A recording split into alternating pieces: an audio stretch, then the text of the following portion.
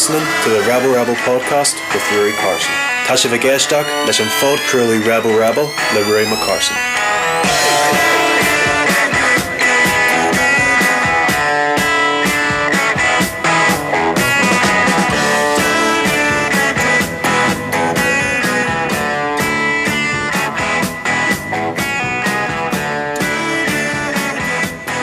I was sitting in the pub when the money went Dave and Buzzer stood for the chair. Nick John's got a man, he walking from a man of mine up the road from here. And just relax, we've got a tax, there's room in the back for a kip. He'll give it to me, it's all for free, we're going on the trip to tip. So we're going on the trip to the on the reserve and the crew. I ain't singing a brandy in the back, make a gig of old Richard too. We're heading south, him and the gal, please don't open your doors. And mother, hide your daughters, please put padlocks on the doors.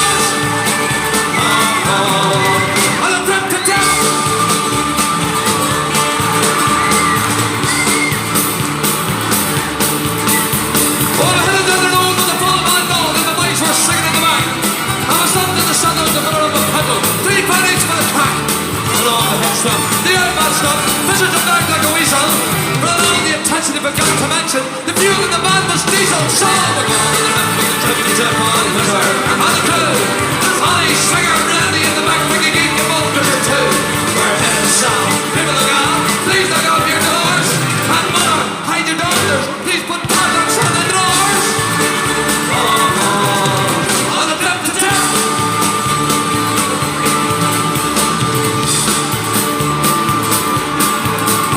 Well, the push to the shoved it down the road to the pieces were all dead. And the soon gonna go with the diesel overflowing and the fuel pipes from then.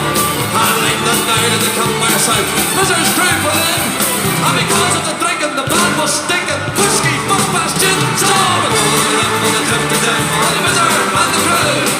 Ollie, Swinger, Randy in the back, bring a geek and all for two. We're heading south, people look out, please look up your doors. And more, mind your daughters, please put padlocks on the drawers. On the trip to town, here we go.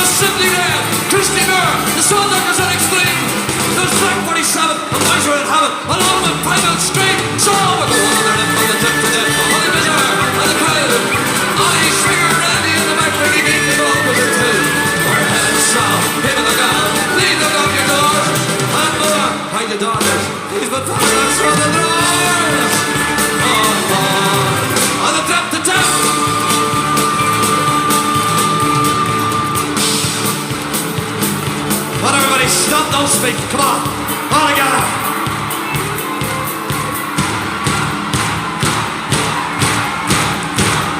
All together, come on.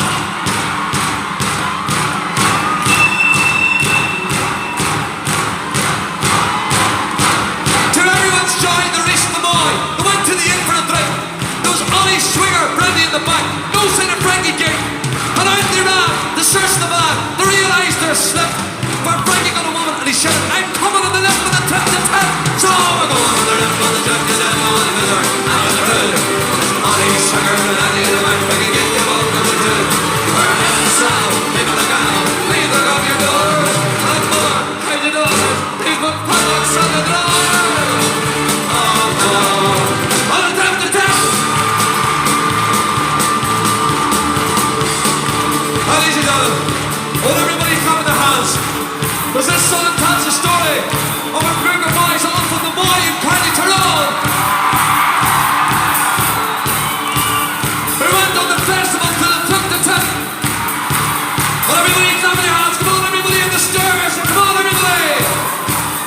you. This is a song we're going to take to number 1.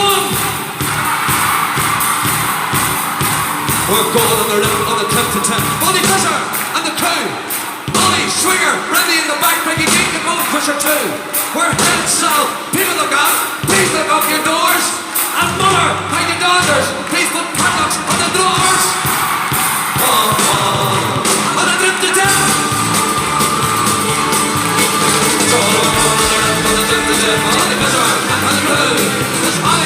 Well, folks, how you all doing? What's the crack this Sunday afternoon? That's a blast in the past there for you. A bit of more power to your elbow from County Tyrone. Good day once player for spicy for Shane McCrory there. He brought back a few memories there during the week, and I'll be posting on Facebook, and I says I'll definitely have to play a bit of more power to your elbow today. We'll talk a bit more about that song there later on when I'm doing the interview with today's guest. So as you can see, folks, I've been posting all week about it. Today's special guest on the show is the one and only Paddy Mangan, folks, formerly of the Druids, of course, one of the founding members of the Druids as well. So, Paddy's going to be on the phone for us for a wee interview about 2 o'clock.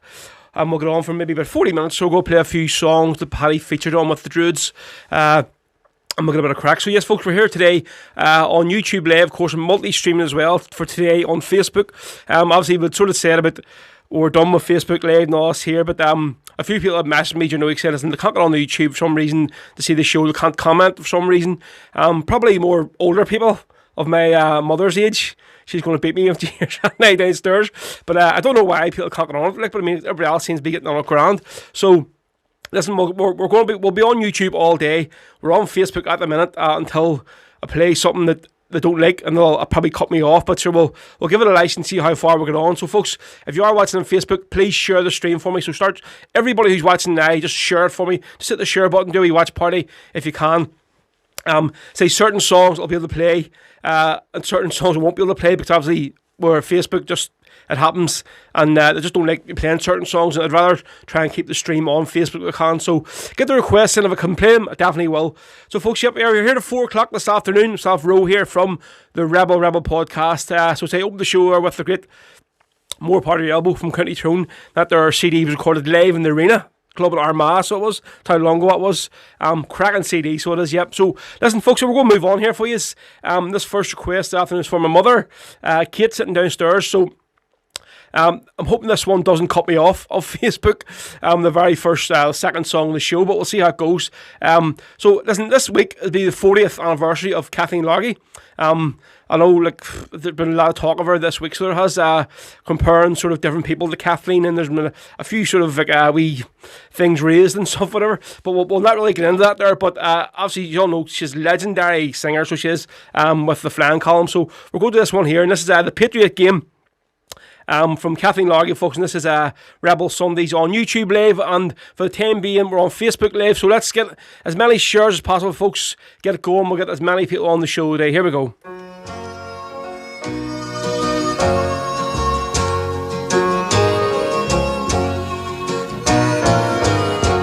Come all you young rebels, and list while I say, for the love of one's country is a terrible thing. It vanishes fear with the speed of a flame. It makes us all part of the Patriot game. My name is gone 16. My home is in Monaghan, that's where I was weaned. I've read all my life, cruel England to blame, and so I'm a part of the Patriot game. 2 years since I wandered away with a local battalion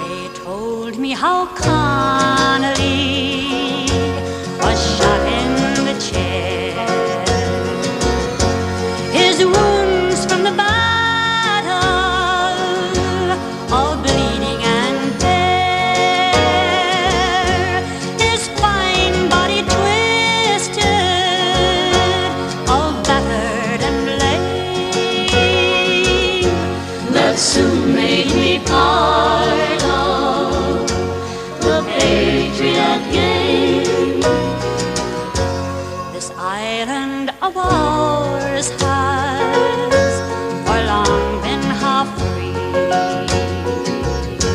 6 counties still under John Bull's tyranny. So I gave up my boyhood to drill and to trade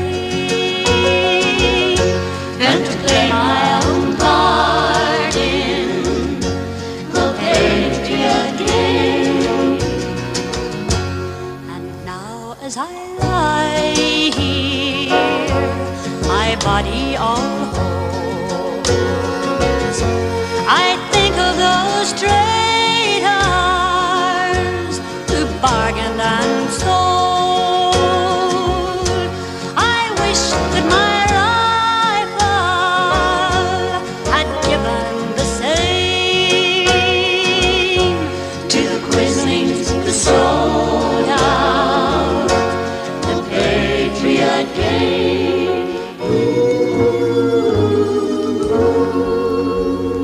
There we go, bit of Kathleen Largy here for you with the flying column, and that there's from my mother Kate there, folks. So loads of requests here. We're still on Facebook at the minute, fingers crossed. So happy days, it's great to see we're still on. As I say, I'd rather, of course, multi-stream every week the to both platforms, but just sometimes they don't sort of like you doing it. I mean, it's annoying, like so it is. But there's loads of comments flying through here on Facebook, so I'm try and pick them up as well. But say with the Facebook ones, they seem to disappear straight away because you only have a small box. So we'll go on to YouTube first, folks, and see what we have on today, and then we'll get on with the next tune for yous. Right, so on YouTube we have Scott Temperley first on. Scott, good to see you on, mate. Hugh O'Neill, alright everyone, hope you're all having an excellent Rebel Sunday. Up the Rebs, Kevin Luther, keeper lit, Joseph McGoy, happy Rebel Sunday, folks. It's that time of the week again. Joseph Pierce as well. Afternoon, Ro. Hope all is well. Looking forward to another cracking day. Happy days. David Mack. Afternoon up the Rebels. Hugh McKenna. Well, Hugh, good to see you on, mate. Hope you enjoyed the CD during the week. Let me know what you thought of the Rogue CD, mate. So Hugh O'Neill says, Ro, is there any chance you could play the Irish Brigade Coleman Calypso? It's from Volume 6. Time to go. Also, always Q pulling out now rural one there, isn't he? Getting in. Steph McNally, well, Steph, what a tune to start. Working today, but just means a smaller TV in a smaller room. Could fit it, wouldn't mind fitting in a wee beer for the next 3 hours. Scott has just said it's shared on the Bundoran page as well. Happy days. Well, Celine, how are you? Mick McAdam, what a tune, love it.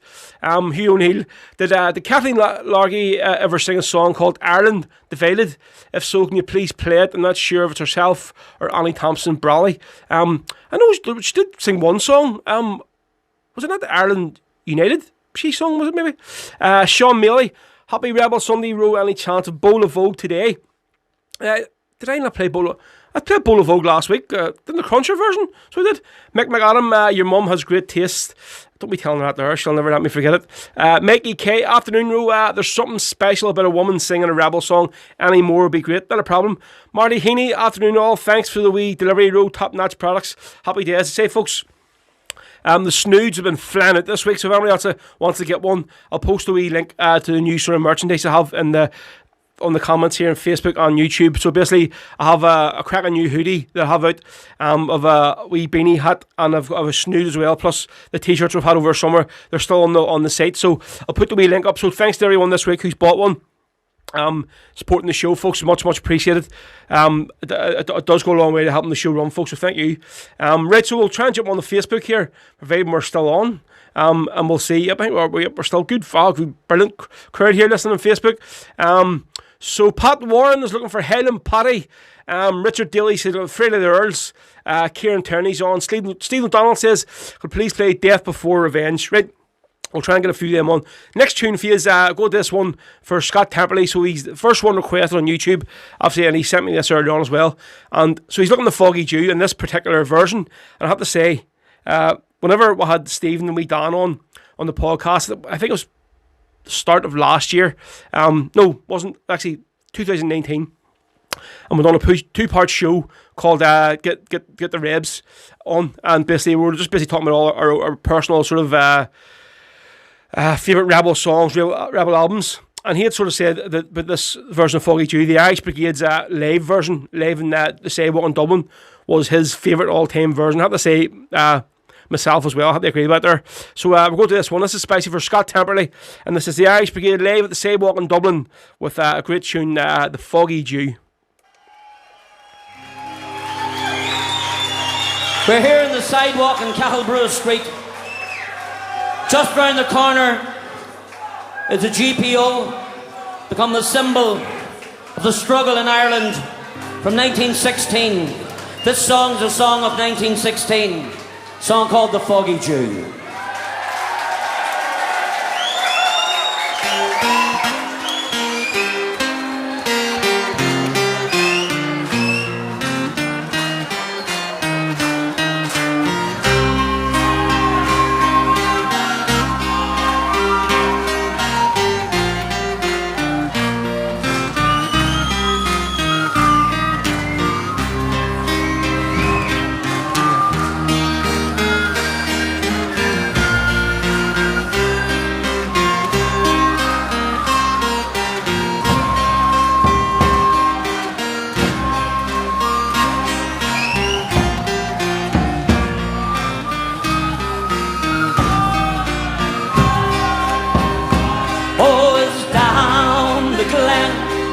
Easter morn to a city fair rode I. Oh, their armed lines of marching men in squadrons passed me by.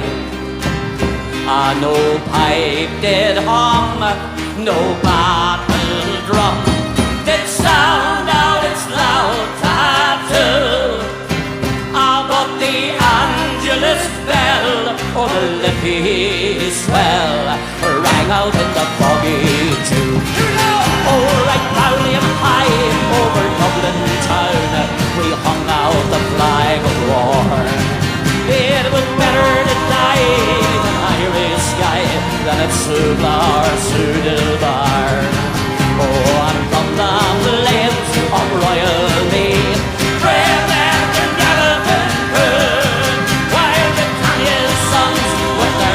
range gun sailing through the Foggy Dew. Well, the night fell black and the rifle cracked in perfidious Albion reel. Neath the leaden rain, 7 tons of flame did shine o'er our ring of steel. By each shining blade a prayer was said that to Ireland her sons would be true. And when morning broke, still the war flag shook out its folds in the Foggy Dew. It was England who bade our wild geese go, that small nations might be free. But their lonely graves are by Suvla's wave on the shore of the great North Sea.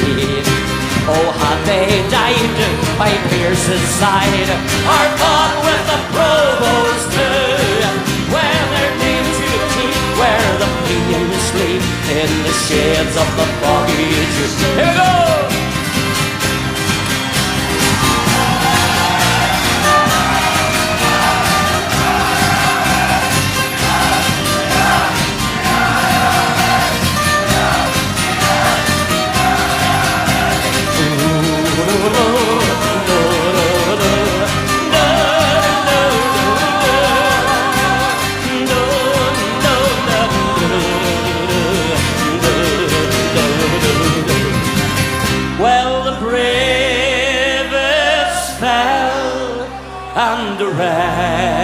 Requiem bell tolled mournfully loud and clear.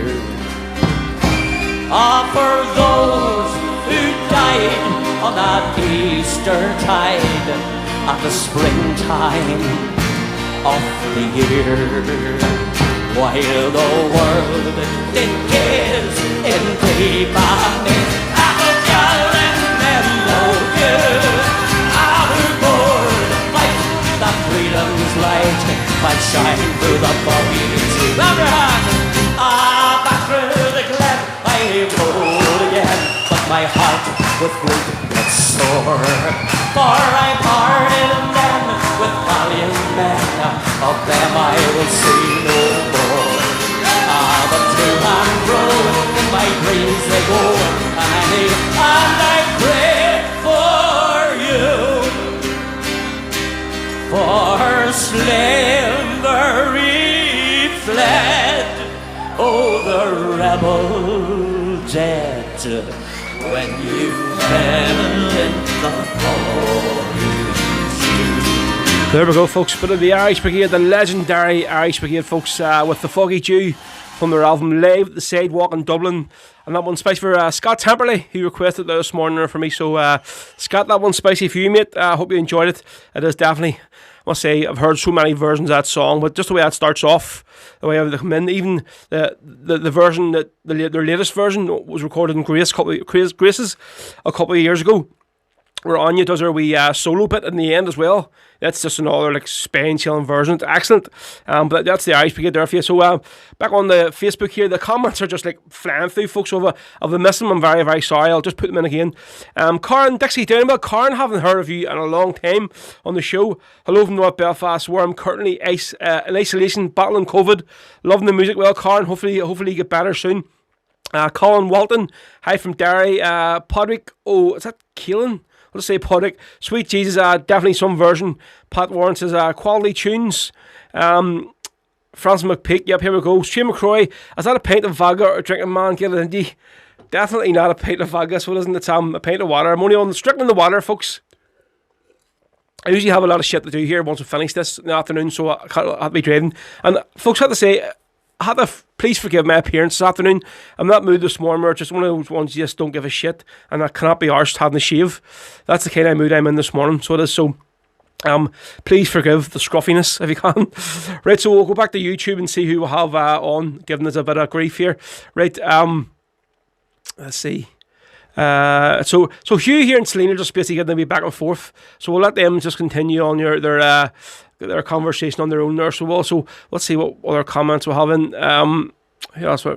Marty Campbell, Martin, well, Ro, how's it going? Any chance of playing the drum, the Kelly ambush or the ambush of Clonlow from Emer? Yes, I'm going to be getting a few tunes from Emer on the day.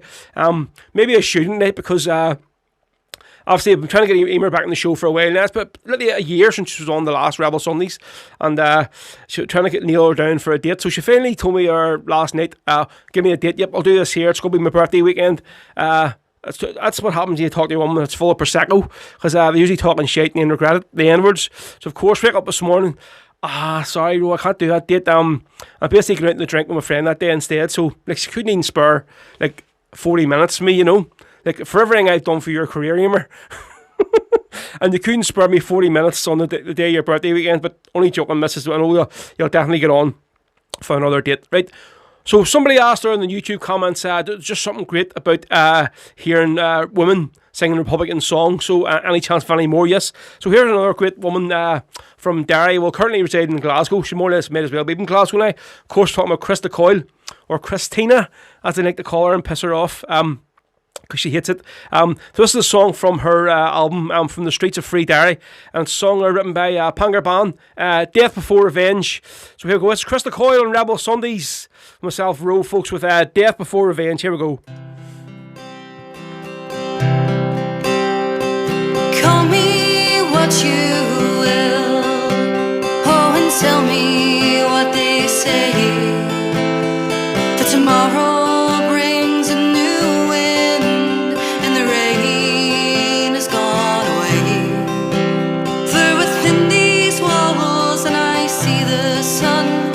shines over the hill,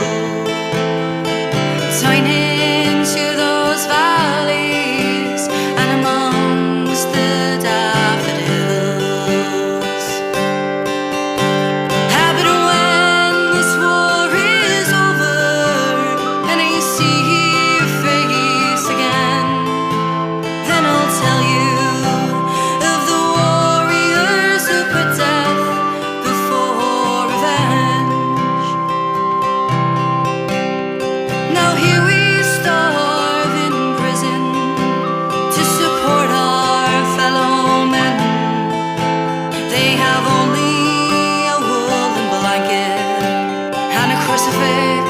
in their hands. Bitter screws their eyes and give them hell, but their spirits they cannot break. Hold your chins up, lads, keep marching on, and we don't think she'll leave it too late. But when this war is over and I see your face again, then I'll tell you of the warriors who put death before revenge. Oh, Bobby was the first to go, with Francis close behind, and the people streamed onto the streets to have faith was not a crime. And faith is what those men had when they chose to join our fight. Their actions were political, and those British thought they're right. But when this war is over and I see your face again, then I'll tell you of the warriors who put death before revenge. The days rolled by and two more died, O'Hara and McCreesh. Still Thatcher jokes to bite her lip, and the toil was not to cease. Still the barricades went up by day, and those bullets hummed at night. How much longer must we keep this path? There's still no end in sight. And but when this war is over and I see your face again, then I'll tell you of the warriors who put death before revenge. It's a dreadful thing that those men joined our ranks of martyred brave. That's 10 too many coffin nails kicked coldly to the grave. And if they only realize that Thatcher marks us well, they are 10 more determined reasons for the break out of this hell. But when this war is over and I see your face again, then I'll tell you of the warriors who put death before revenge. O'Hara, Hughes, McCreesh and Sands, Doherty and Lynch, McDonnell, Herson, Michael, we divine, forever in our mind. Yes, there's the great Krista Coyle with Death Before Revenge, of course. Brilliant Panger Band song. That's from Krista's album From the Streets of Free Derry. I was going to say for her new album, but it's been out for quite some time now. But cracking album, folks, if you can get your hands on it. Right, so Steph McNally says, roll your t-shirt. I need to be getting one of those. Definitely. This is the Wakes. Say a big thanks to Chris Cruikshank, who sent me this over, the wee bundle. He sent me over a cracking vinyl, so we did, of the Wakes and the t-shirt, and of course the album. So Steph, you have your hands on the album. My copy of the album now, obviously, I've just put it on my hard drive, so I have no real use for CDs. So there you go. But I don't think I'll be sending you a t-shirt over or something like that. But I say, if you search on the Wakes, mate, on the Facebook, you might be able to probably look in and they can get you one sent over. You never know. Right, let's see what else we've. Right. John Skillens, yeah, lethal singer, class song. Hugh O'Neill says, first time I've heard this version. She has some voice, definitely has. So Len Katie, any chance you could play The Town Loves So Well by Paddy Mangan when he's with the Druids? Cracking version, hail, hail. Yes, that's going to be one of the the songs I'm going to be playing later on when Paddy's on, so stay on that. So folks, as you know, we'll have Paddy Mangan on the show in about another 35 minutes. Paddy is a great musician, sort of in his own right, folks. He was with the Druids for many years, and up until last year he left the band and he's sort of out on his own now. So he's one of the founding members as well, along with Mick O'Brien and Gary Lawler. Of course, so we've had Gary Lawler and Mick both on the show in interviews. So this will be like the three of them now on the show. So it's great to hear the 3 points of view of the 3 original members of the Druids. Let's see, Billy Bog, yes, Rebs, right, Billy. Don't be starting your shit today now about too much talking and stuff, because I'll let you stay on.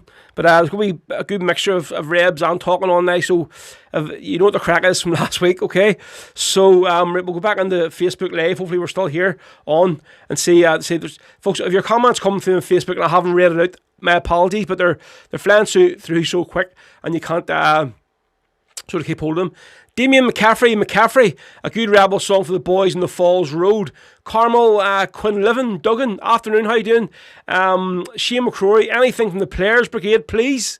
That's an old one, I'll have a joke on them, Shane. Brian Taggart, well, afternoon, Brian, how you doing? Right, so what are we going to do next? What I have, right, yeah, we're going to do a song here from the this album.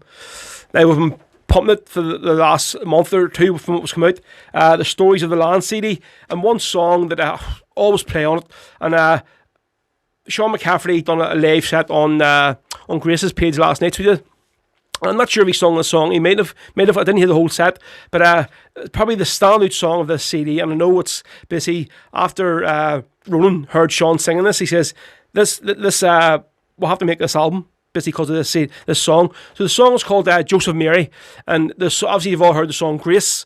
So this song here, it's basically through Grace's eyes, this song, so it is. And this Sean McCaffrey, just I can listen to the guy all day, honestly. So yeah, this is the song Joseph Mary from the album Stories of the Land, the Shanaghy Sessions, an Irish collection of songs. Here we go. Folks, Rebel Sundays, don't forget another half an hour with Paddy Mangan on the show for you. Looking forward to it.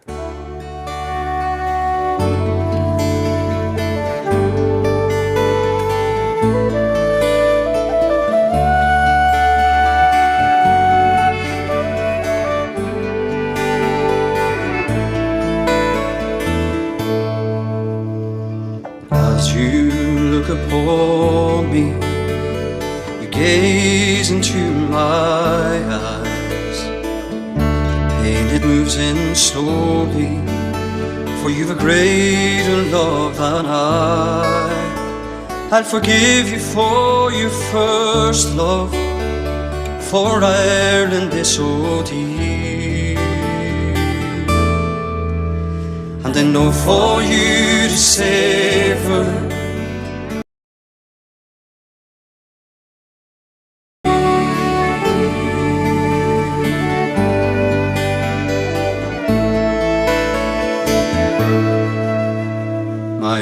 is breaking, Joseph, as I hear the seagulls play. No longer you'll be with me after all of this today. I know I'll never love again, my heart is far too sore. And I know that you'll stay with me until we meet once more. 1,000 times I've pictured our wedding in my head, with all our comrades gathered, but your fate is set instead. These memories of Kilmainham will stay with me now. This fight for Irish freedom has led us to our vows.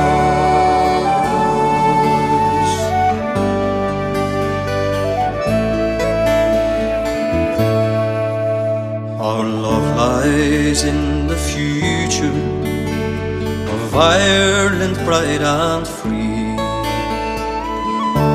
the call together to gain our liberty. But until then, dear Joseph, sleep where the grandma creep. And when I finally join you, we'll have eternity. 1,000 times I've pictured our wedding in my head, with all our comrades gathered, but your fate is set instead. These memories of Kilmainham will stay with me now. This fight for Irish freedom has led us to our vows. This fight for Irish freedom has led us to our vows.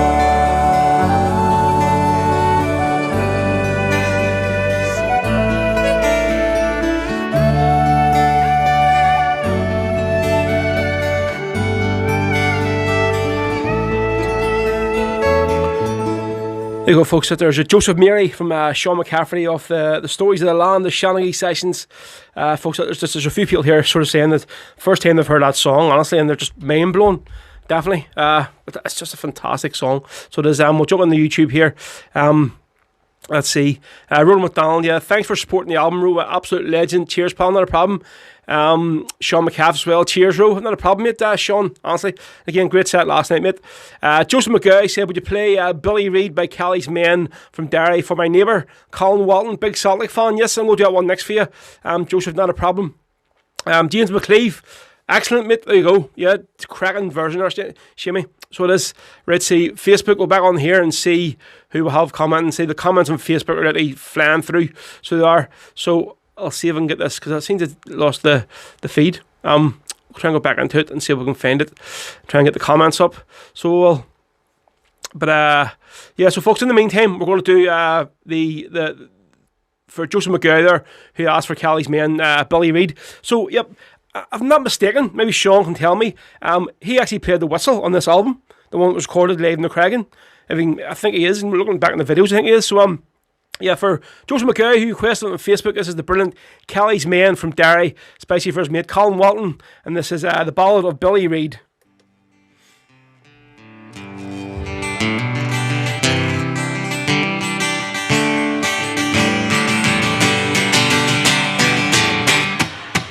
Well, I'll sing you a song of a terrible wrong, when the flags, they all flew at half-mast. Well, a young man lay dead, he was riddled with lead, and he died on the streets of Belfast. Oh, when the radio said, there's another shot dead, and he died with a gun in his hand. But they never said why Billy Reid had to die, for he died to free Ireland. It all happened one day when the bold IRA, they went out to fight for their land.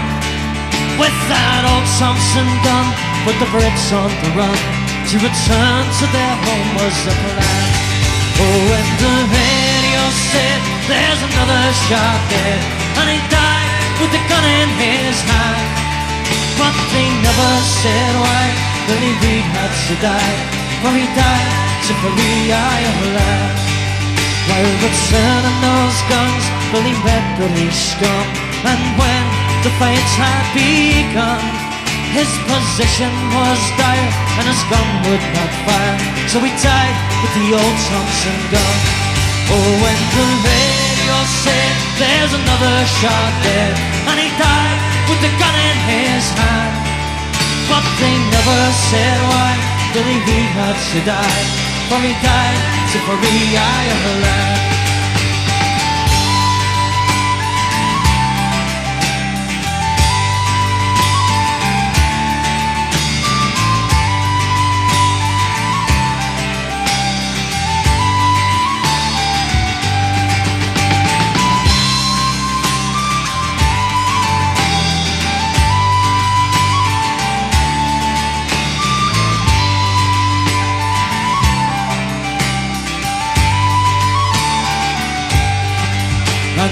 though he lay dead, he was kicked in the head by the hair, so they dragged him around.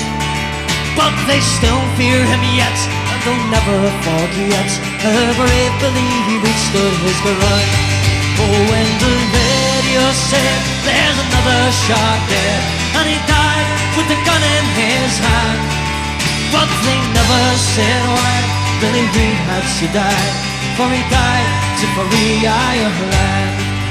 If you think he was right, come and join him to fight and help to free Belfast. For the blood that he shed, and although he lay dead, in our hearts his memory will last. Oh, when the radio said there's another shot there, and he died with the gun in his hand.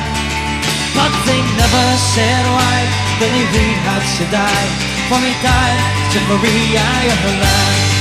Oh, when the radio said there's another shot there, and he died with the gun in his hand. But they never said why Billy Reid had to die, for he died to free Ireland. No, they never said why Billy Reid had to die, for he died to free Ireland. There we go, the brilliant Billy Reid there from Kelly's Men from Derry, recorded live in the Cregan. And of course, yes, it was Sean McCaffrey.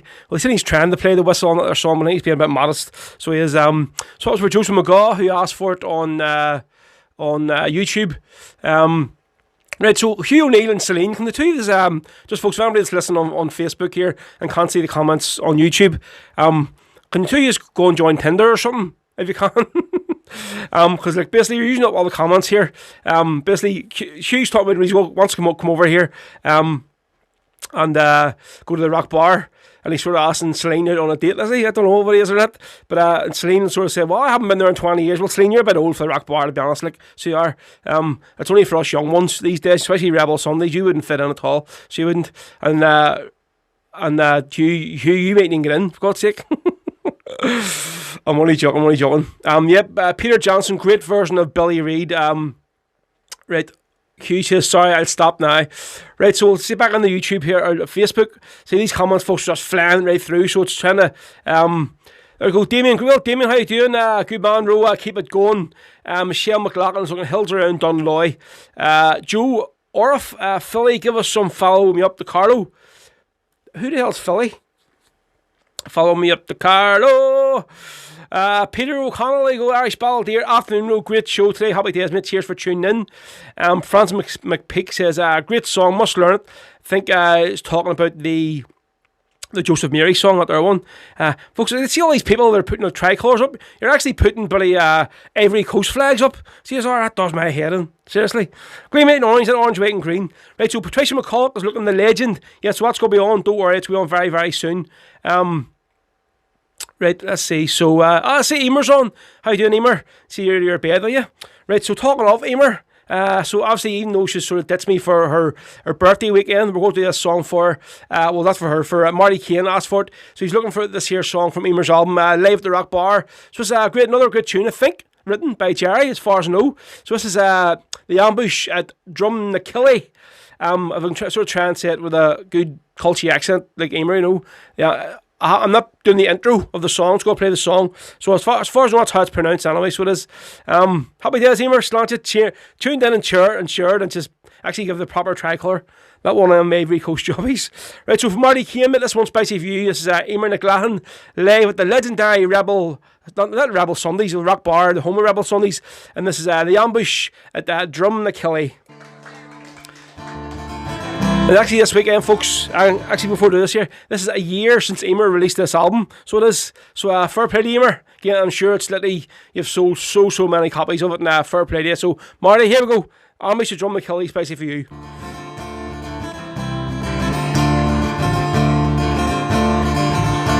Once again, black flags are hoisted in the county of Tyrone. 3 more good men lie butchered by the forces of the crown. We shed tears of grief and anger as the news spread quickly round. how the SAS had waited, without warning, gunned them down. Now the green flags wrapped around them, gloves and berets on their chests. We salute 3 gallant soldiers as we lay them down to rest. On the road past Drumnaquilly, sour shows that roadway still. There the Sassmen lay in waiting to do Maggie Thatcher's will. Like Loughgall and like Gibraltar, British justice, it has no thrills. They came to Tyrone for vengeance, and their orders were to kill. Now the green flags wrapped around them, gloves and berets on their chests. We salute 3 gallant soldiers as we lay them down to rest. Jerry and Martin Hart, we've lost you. We remember you with pride. You both had so much to live for. Now your dreams have been denied. Brian Mullen, we will miss you with your friendly, smiling face. Though you died with your fond comrades, in our hearts you'll keep the place. Now the green flags wrapped around them, gloves and berets on their chests. We salute 3 gallant soldiers as we lay them down to rest. 3 brave volunteers have gone now. What is there left to say? It was Ireland's love that called them when they joined the IRA. So let Thatcher send her murderers to the hills of Green Tyrone. It is she who will be mourning when we send her soldiers home. Now the green flags wrapped around them, gloves and berets on their chests. We salute 3 gallant soldiers as we lay them down to rest. Now the green flags wrapped around them, gloves and berets on their chests. We salute 3 gallant soldiers as we lay them down to rest. There we go. There's the brilliant ambush at Drumnaquilly. See, these songs are hard to pronounce, especially like when they're written in a sort of these culty areas, you know. I'm having trouble here now. Shane O'Fossey, here we go. So Shane McCroy, volunteer, Jordan Martin Hart and Bram Mullen, the West Rome Brigade. I think that's that song's about then the ambush at Drumnaquilly. Brian Taggart is looking the Wearing of the Green. Yes, I can go to that next few minutes. So I think that their song is going to make or break this show today because of it. Basically, anytime we usually play the Wolf Tones before, it's just cut me off on Facebook. So we'll see what happens when we play this here song next, especially for Brian. So Brian, if it's cut off Facebook, it's your fault. So it is because I actually haven't heard really anybody else doing the Wearing of the Green, to be honest. That's the only version I've heard of it. But, right, so I think Celine there and Hugh now have cut their wee relationship there. That's it for the day. So, only requests and banter. No more of this here shit is going out. So, Carl Ann McCrory, can you please play The Legend and shout out the happy birthday to the Val and Dale Delaney in Dublin? There you go. Billy Bug, shout out, row. Right, so yeah, we're going to do The Legend very, very soon. It's going to be the first song we'll do before we get Paddy Mangan on the phone. So it is, obviously, that's one of the more famous songs that he featured on with the Druids. And again, a big shout out to a song for Paul Walsh's nephew, Dermot, who's going on his 4th week in hospital in Dublin. So Dermot, again, we're all thinking of you, mates, who are. Hope you get better soon. And talking about guests, obviously we'll have Paddy on soon, folks. We've got loads of great guests coming on the show over the next couple of months. We've got loads confirmed, just a sort of dates for everybody. So we're going to be having, obviously, Emer is going to be coming on whenever she gets we'll get her tied in for a date that she's not out on a drink. We're going to be getting which might be a surprise to a lot of you, is Chris Carney. Yep, Chris will be coming on the show as well over the next month or two. Then we're going to have Kieran Warfield that's coming on the show. Of course, from Catapla. I don't actually know what way his band's pronounced, but I know Kieran, a great figure up in the south there, a ballad singer, with sort of really famous family. And of course, another great female rebel and ballad singer that's just flying up through the ranks this last couple of years, Maeve Walsh. Maeve is going to be on the show as well. So her new album is going to be released very, very soon. And as soon as the album is released, we're going to get her on the show. So yep, we don't want to get her on too early until her album's out, and we'll get a good yarn with her a bit. And I've another guest coming, basically booked, that I just at the time down for the right date. And folks, I have to say, he is one of the most influential men ever to grace the Irish rebel ballad scene. And that is a massive statement, but I'm not going to give it away just yet. But you'll know soon enough. When I got the text last night to say that he agreed to come on, I was literally near in tears. Honestly, I was shaking. I was like, for someone I've admired for so long, that he wants to come on the show, I was just like going, this is actually shows it's travelling well, it's doing something. And when people like this want to come on and discuss their life story, you know you're doing something right. So we'll keep us in suspension for a bit longer, so before we announce who that's going to be. So folks, yeah, if you can see up here on the wee left hand side, a wee PayPal link. If any of you want to support the show, throw something in, please do. You just scan up your phone if you can.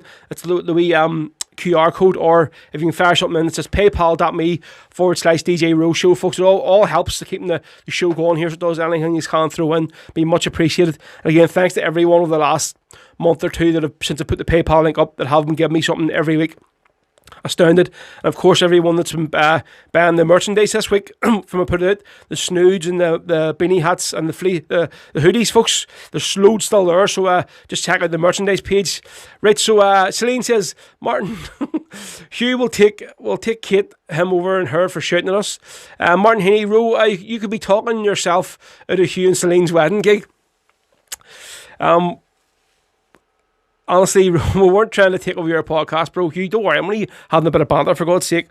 Right, so what are we going to do next here, right? So, Steph, the Parkinson of the rebel world, everyone wants to hear your show. The Parkinson.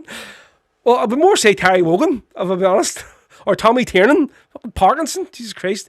Right, so here we go. Right, what are we going to do next? What do we have lined up here next? Yeah. So this was for Brian Taggart, who asked for this one on Facebook. And if it's got cut off, I'll be raging. But anyway, this is the Wearing of the Green from the Wolf Tones on Rebel Sundays, folks, and myself, Ro. In our 10 minutes, we'll have Paddy Mangan on the phone. So looking forward to this. Here we go.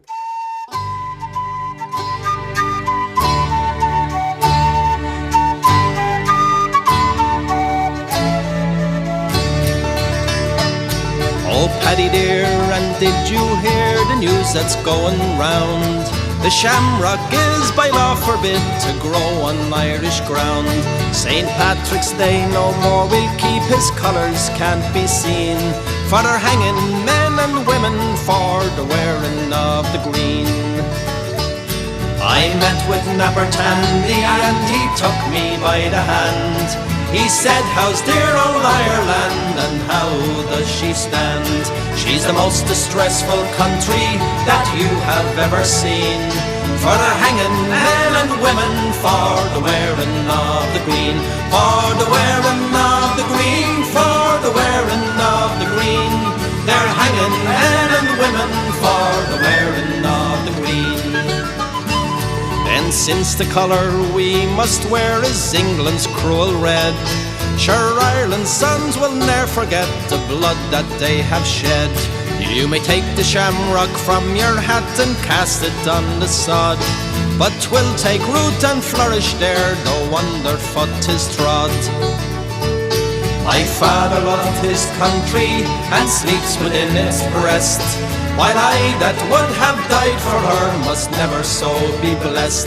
Those tears my mother shed for me, how bitter they had been, if I had proved a traitor to the wearing of the green. For the wearing of the green, for the wearing of the green. They're hanging men and women for the wearing of the green. But if at last our colours should be torn from Ireland's heart, her sons with shame and sorrow from the dear old Isle will part. I've heard a whisper of a land that lies beyond the sea, where rich and poor stand equal in the light of freedom's day. Oh, Ireland, must we leave you driven by a tyrant's hand, and seek a mother's blessing from a strange and distant land, where the cruel cross of England shall never more be seen, and in that land we live and die, still wearing Ireland's green. For the wearing of the green, for the wearing of the green, they're hanging men and women for the wearing of the green. For the wearing of the green, for the wearing of the green, they're hanging men and women for the wearing of the green. There we go. Brian, what did I tell you? I just got my first, haven't had a notification in so long on this podcast to tell me the wee red flag saying you've been a bad boy. If you keep playing this copyrighted music, we're going to cut you off. See, first song told you, any Wolf Tones that normally does it. Usually Wolf Tones or Christy Moore. I think it's more because then guys are sort of connect their record label, and then the whole copyright thing comes in. That's what it does. But we're still on Facebook, so that's good. Right, Shane, is that Shaney O'Foster just swept the floor and peeled my spuds listening to the show. Absolutely love it. Happy days, Annie Dockery, how you doing? Sam Moffat, there you go. Brian Taggart just says, yes, come on, Hamilton 1-0 with the Huns. I was like, see, I shouldn't have said that. Somebody will be listening there and report me. So they will, but 1-0, well, listen, if we claw back something this league, there'll be an absolute miracle. So no matter what kind of points they're going to drop, I don't know. But you never know, maybe they will just shit themselves at the end of the season here, and we could claw back. Could be another helicopter Sunday, you never know. Doubt it very much, but you never know. Right, so folks, we're going to have Paddy Mangan on the phone after this next song for you. So of course, Paddy, great guy, top bloke, one of the founding members of the Druids band, and he was with them for the last lot of years, and left the band last year after their America tour, short-lived America tour. So this is a song that I get asked for all the time on the show. There's been loads of requests for it the day already. I'm looking for the legend, so we're going to do this one to start before we kick off Paddy's interview. And this course song all about called The Legend Mandela. Played it last week as well, this version, but obviously because Paddy's on, we're going to do this one, and we're going to do another couple of Druids tracks that Paddy featured on midway through the interview and after the interview. So after this one, we're going to Paddy on the phones. This is for everyone that asked for it today. This is The Legend Mandela from the Druids, featuring today's guest Paddy Mangan.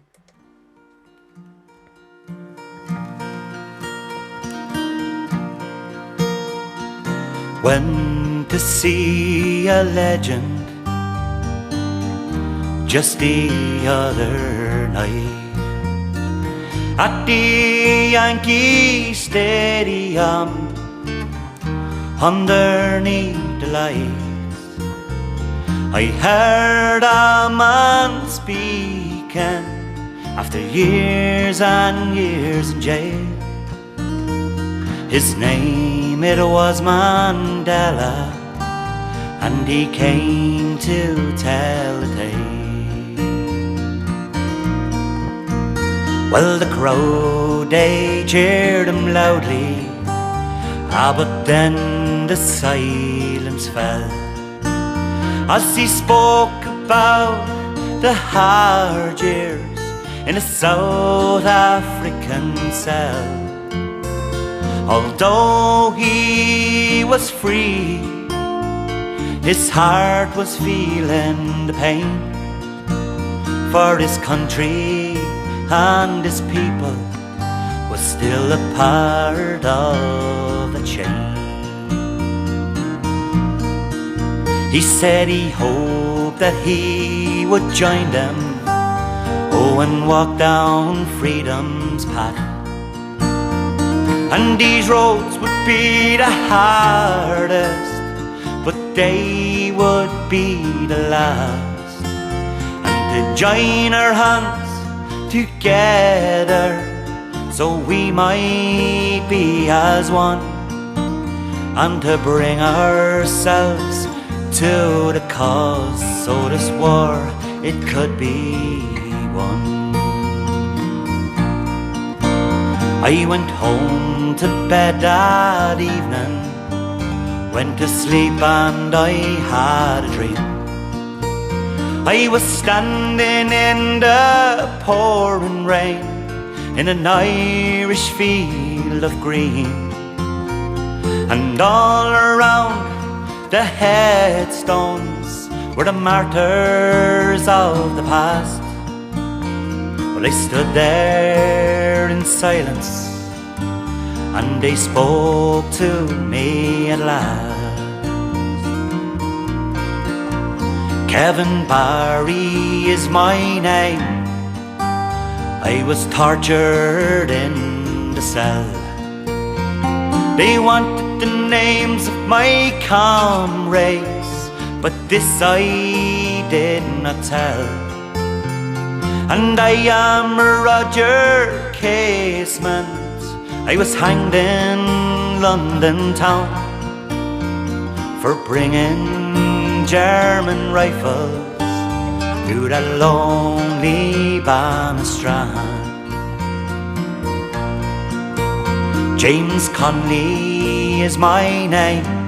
The working people are my life. When they shot me down in Kilmainham jail with strife, and I am Padraig Pearse, I was shot down by the foe. I read the proclamation from the steps of the GPO. Now the last voice that I heard, he says my name is Bobby Sands. And it's good to hear Mandela's words ringing through the land. I want to hear them in Belfast, up in Derry and Tyrone. Oh, maybe then those English soldiers will know it's time to go home. Well, I woke up in the morning, I remember them all. And who would believe that they'd knock down that Berlin Wall? And now, said Mandela, oh, could this really be? Oh, maybe now we would see Ireland reunited and free. Yes, maybe now we would see Ireland reunited and free. There we go, folks. Sound of the Druids there for you with the legend Mandela. Of course, others are featuring today's guest, Paddy Mangan. That was from their album The Starry Plough. So it was. So we're just going to try to get Paddy on the phone here now. Hopefully she'll be with us. Are we there, Paddy? How's things, Rory? Happy days, mate. Good to see you on. Just give us 2 seconds. Just turn this wee monitor down here because you're getting my ears here. 2 seconds. Right, folks, 100%. Yes, so we'll have down the phone Paddy Mangan, formerly of the Druids, and say one of the founding members of the Druids. So Paddy, this is the Three Musketeers we've had on. We had a big Gaz on first, the Sham, way last year, and then obviously Mick we had at the end of last year. So it's great to finally have you on, get your sort of 2 tuppence worth and your sort of story as well. Right, so say as usual, we'll sort of kick off at the very start. So obviously, growing up in County Kildare in a house, from what I'm told, your mother would be like a fairly well known for licensing you out ballad or two out. So like, tell me about sort of growing up in that environment. Yeah. As I say, I was literally brought up around the ballad scene and definitely the Irish rebel ballads as well. I was very, very lucky that when I was like 5 years of age, we moved from, say, living in the country to a little village where I'm living still in Johnstown Bridge, which is in North Kildare, and directly across the road from the house, like literally 20 seconds walk. At the moment, it's called the Hamlet Court Hotel, but back 30 odd years ago, it was the Hamlet. It was just called O'Neill's the Hamlet. And like back then, they would have had music 4 or 5 nights a week. And I was very lucky that we were good family friends with the family, and even as a child, I was able to go in, especially when there'd be bands playing, and I'd be sitting up at the very front, glued to the music, you know. And as I said, my mum, now she never played professionally or anything, but she would 99% of the band there would get her up to sing a few songs and stuff like that. So I suppose that's what kind of got me into it at a very young age. Yep. So would it have been like a sort of a fairly political minded household that you grew up in? In a way, I suppose it's like we're probably, because we lived in County Kildare, you know, we were 2.5 hours away from the 6 counties, you know, so luckily, in a way, we didn't have to live with what was going on up in the occupied 6 counties. Yep. But we still, my mum and dad, and my mum would have, I'd say she would have sang the Rebel song, so that's probably the closest we got. But we were also, my mum was best friends with Kevin Lynch's sister, Mary, who's also passed away as well. Right. And I went to school with Seamus Lynch and a couple of the Lynch family, who would be nephews of Kevin Lynch, the 81 hunger striker. And I would have grown up around a good friend of mine who's a nephew of Frank Stagg. So, you know, that was kind of always in our community. Yep.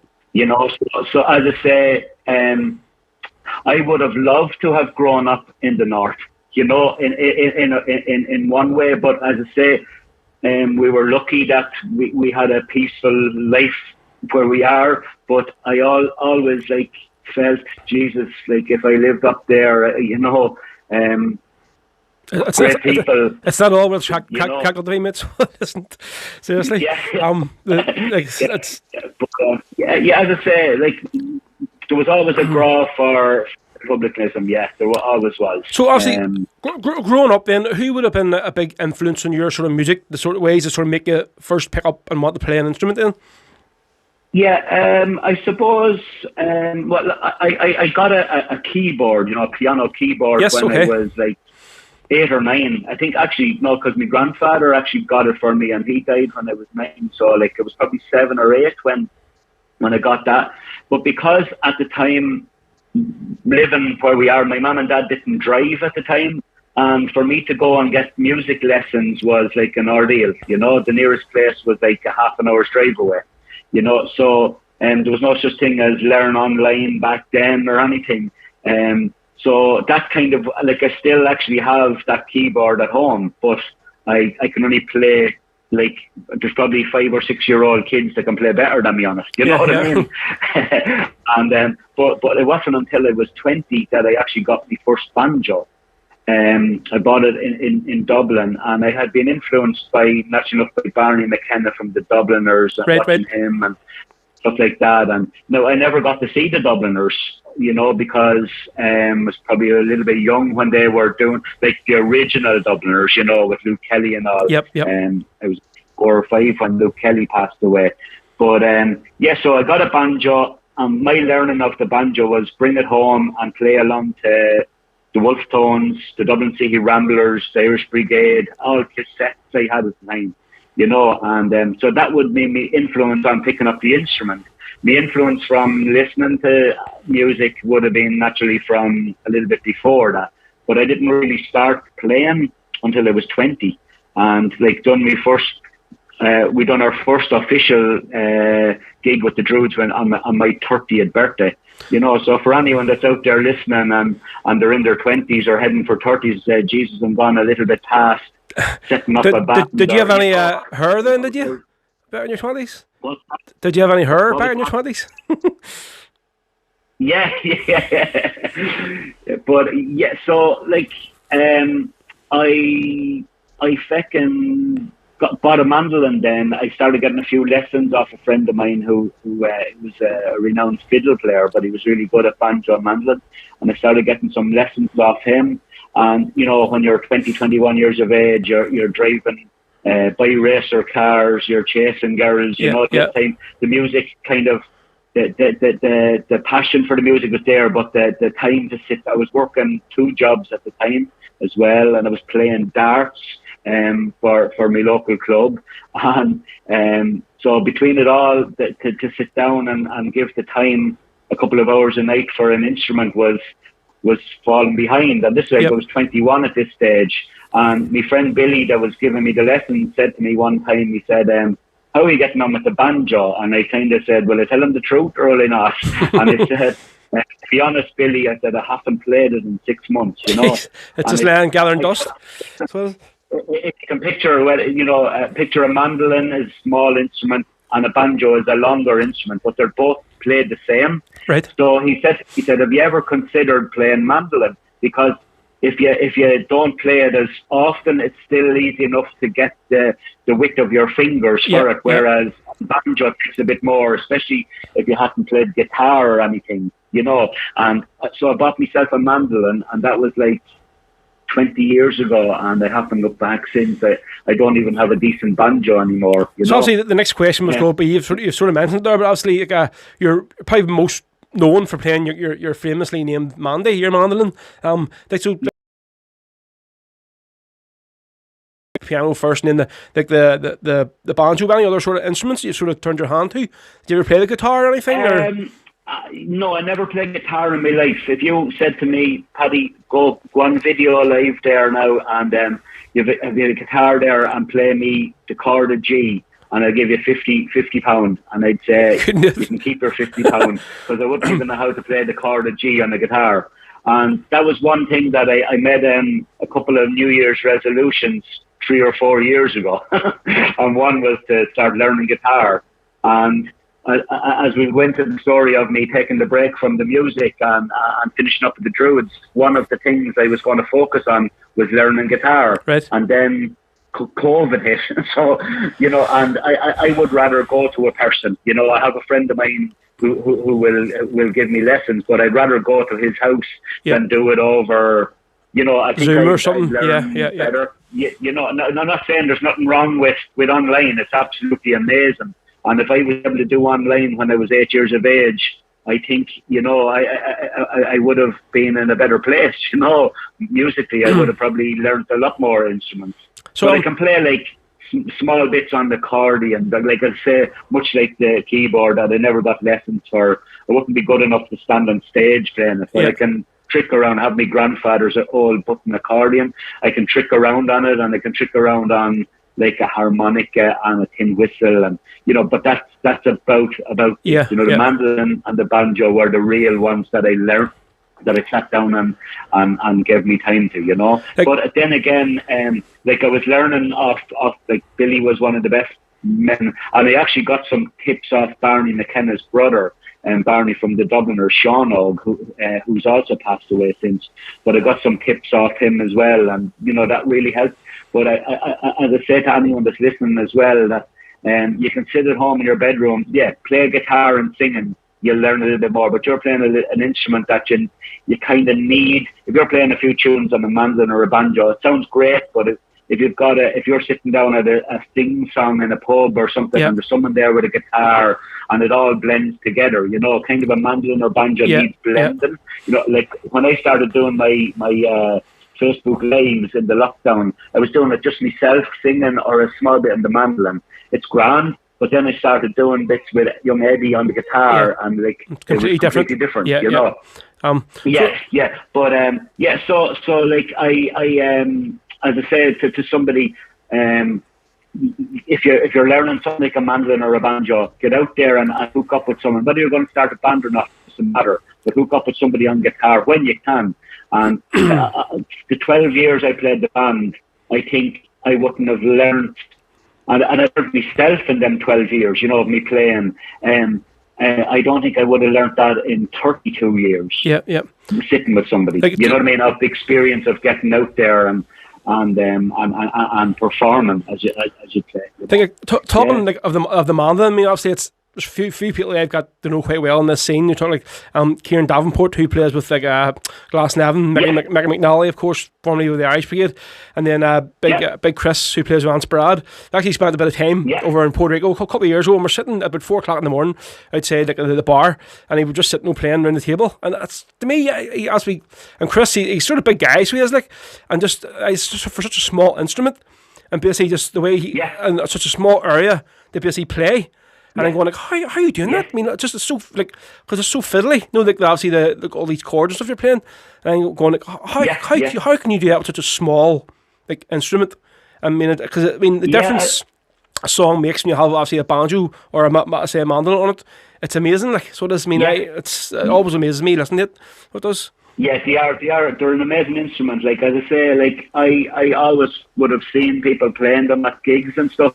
Like I was more in love with the banjo because of the sound of it and Barney McKenna type, as I say, and stuff like that. But then when I transformed across, like, and I said, Jesus, this is actually cool. And you know, every one of the lads you mentioned there, I'd be great friends with every one of the lads. Yep.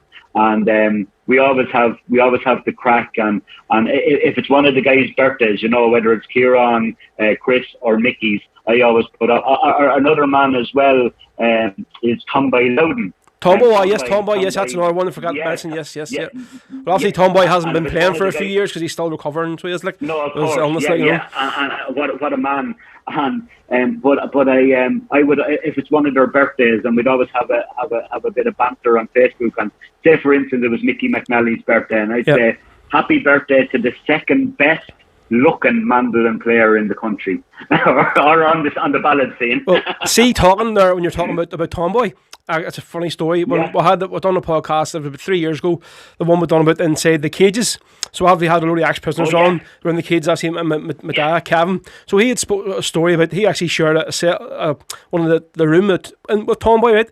And it was Rob McCulloch that taught Tomboy how to play the mandolin. So he did, and he says listening to him all day, going over and over and over, playing this one song. He's like, Rob, take him out of here. Get him at a song. I'm trying to lie down here and chill out. And he's sitting in that corner, this bloody song. And I mean, there you go. Like so, so obviously, well before you sort of first met Mick O'Brien, right? Mick told me this when obviously he done his own interview. You would have been like a regular listener to his weekly radio show. He said like you would have phoned up or left requests and stuff. Like I actually didn't even know that show existed until Mick had told me. But shamefully, probably he says, "No, it's the longest by running Irish sort of ballad show in Dublin or in whatever for a while now." In the world, is it the world, right? In the world, I think like it's. I never forget actually the room that I'm actually sitting in at the moment. In my house, it's my box room, and I have it converted to an office from the time the Druids. I used to do all the office work in here, and now that in my new job, I'm actually at home for a few weeks as well, so I'm using it. But this is the very room in here that it was my bedroom at the time, and I was one Tuesday night back 22, 23 years ago. I come up to bed early, and at the time, I got just a small stereo system, and it wasn't like digital, you know. So you have to do the turn the knob, as you say, so you get your frequency. And I was going through it, and to this day I can't remember exactly what song came on, but like it was the Dubliners or the Dublin Sea Ramblers or the Wolf Tones, and it was there. Geez, you don't hear this on your ordinary radio, you know. And that was Mick's, I think it was his second show, if not maybe his first or second show going out on radio. And I found it by chance, you know, even how it came down to Kildare from Dublin at the time, because the frequency wouldn't have been a long wave or something pusher from and so like definitely someone sent that down here, and I was listening to it for years and years and years. And I would always, at the time, it was you'd ring into the show, and I'd ring in, and I was I'd nearly always asked for Aidan McAnespy. Nearly every week I'd ring in, it'd be Aidan McAnespy. And Mick began to know me, and a friend of mine as well. And we ended one night after like about 7 or 8 years, maybe listening. Mick was playing in a small ballad group with his father-in-law and his friend, and they were advertised to play in a pub in James's Street in Dublin on a Sunday evening at 6:00. And I heard this on the Tuesday night, and I said to me mate the next day, I said, Jesus, Mick that does the show is playing in a band, and they're playing in the pub is called the Tram up beside James's Hospital in Dublin. And we went up, and when we got there, they were just at the starting, and there was 3 guys up on the stage. But then again, this is 12, 13 years ago, maybe no more, be 14 years ago, and there was 3 of them, but which of them is Mick? You know what I mean? Because you didn't know there was no Facebook or anything, so you didn't know. You couldn't tell. Put a face. Right? Okay. Yeah, exactly. And it wasn't until he started speaking, so he was introducing the songs that he still does. And he said, "Oh, that's Mick," you know. So at the time, Mick was smoking, and they took a break, and Mick was going out for a cigarette, and he happened to walk straight by where me and my friend Roundy, as I call him, Arthur is his name, but I call him Roundy, and we were sitting at the bar, and we went, "How are you, Mick?" And Mick goes, "How are you, lads?" Naturally enough, not having a breeze. Who are these two? The exact words we said to him was, "You don't know us." And he was there. Should I? You know, he was looking. Did I meet these lads before now or something? And no, left them for 2 or 3 minutes, and we said, "Go on out and have your fag, and on your way back in, we'll tell you." And he was outside. He said he was outside thinking for 10 minutes. Who are them 2 guys? Yeah. Do I know them feckers? Do I owe them money or something? And on his way back in, he said, "No, lads, I can't think." And he said, "Paddy Mangan and Roundy Mooney." And he went, "Oh my!" Straight away. because the name's from the radio. Yes, right. And we spoke for a few minutes. And actually, they went back up and gig, and then at the end of the gig we had a chat, and me and him especially, and we exchanged numbers, and because he said to me, he said, "Oh, you're a lover of the rebel music, you know, because every song you ask for is a rebel song." And I said, yeah, and so we got in touch, and we kept in touch, and I used to listen to the show still, and this went on for a few more years. No, only a couple of months. Yeah. And so we'll get into the thing about the Druids at our conversation, sort of on a few questions down, right? So we'll keep that wee bit of a thing, right? So obviously, a band I would play regularly on the show, or like a cracking band from County Tipperary, right, called Rebel Hearts. I've seen the lads play a couple of times here at our own field in the summer. They played in the big marquee. So tell me a bit about your connection with the band and how you first got involved with them. Yeah, no problem at all. It was another amazing story, really, as well. I had heard of the lads, you know, back then. Naturally, as you said, there was no YouTube, Facebook, anything like that. But I heard of the band Rebel Hearts, and I was actually at a funeral. I thought you said there you had hair when you met the lads. You heard of the lads? I had hair. Well, I had a small bit on my chest. Right. Okay. Or on my toes. But I'd heard of the band, but I'd never seen them or heard them. And I was at a funeral down in Thurles, and I seen a poster. We went to a pub after the funeral, and I seen the poster of the band, and said, "Jesus." It showed the picture of the 5 lads and the instruments and all. I said, "Wow." I said, "I heard of them, but I'd never seen them." Yep.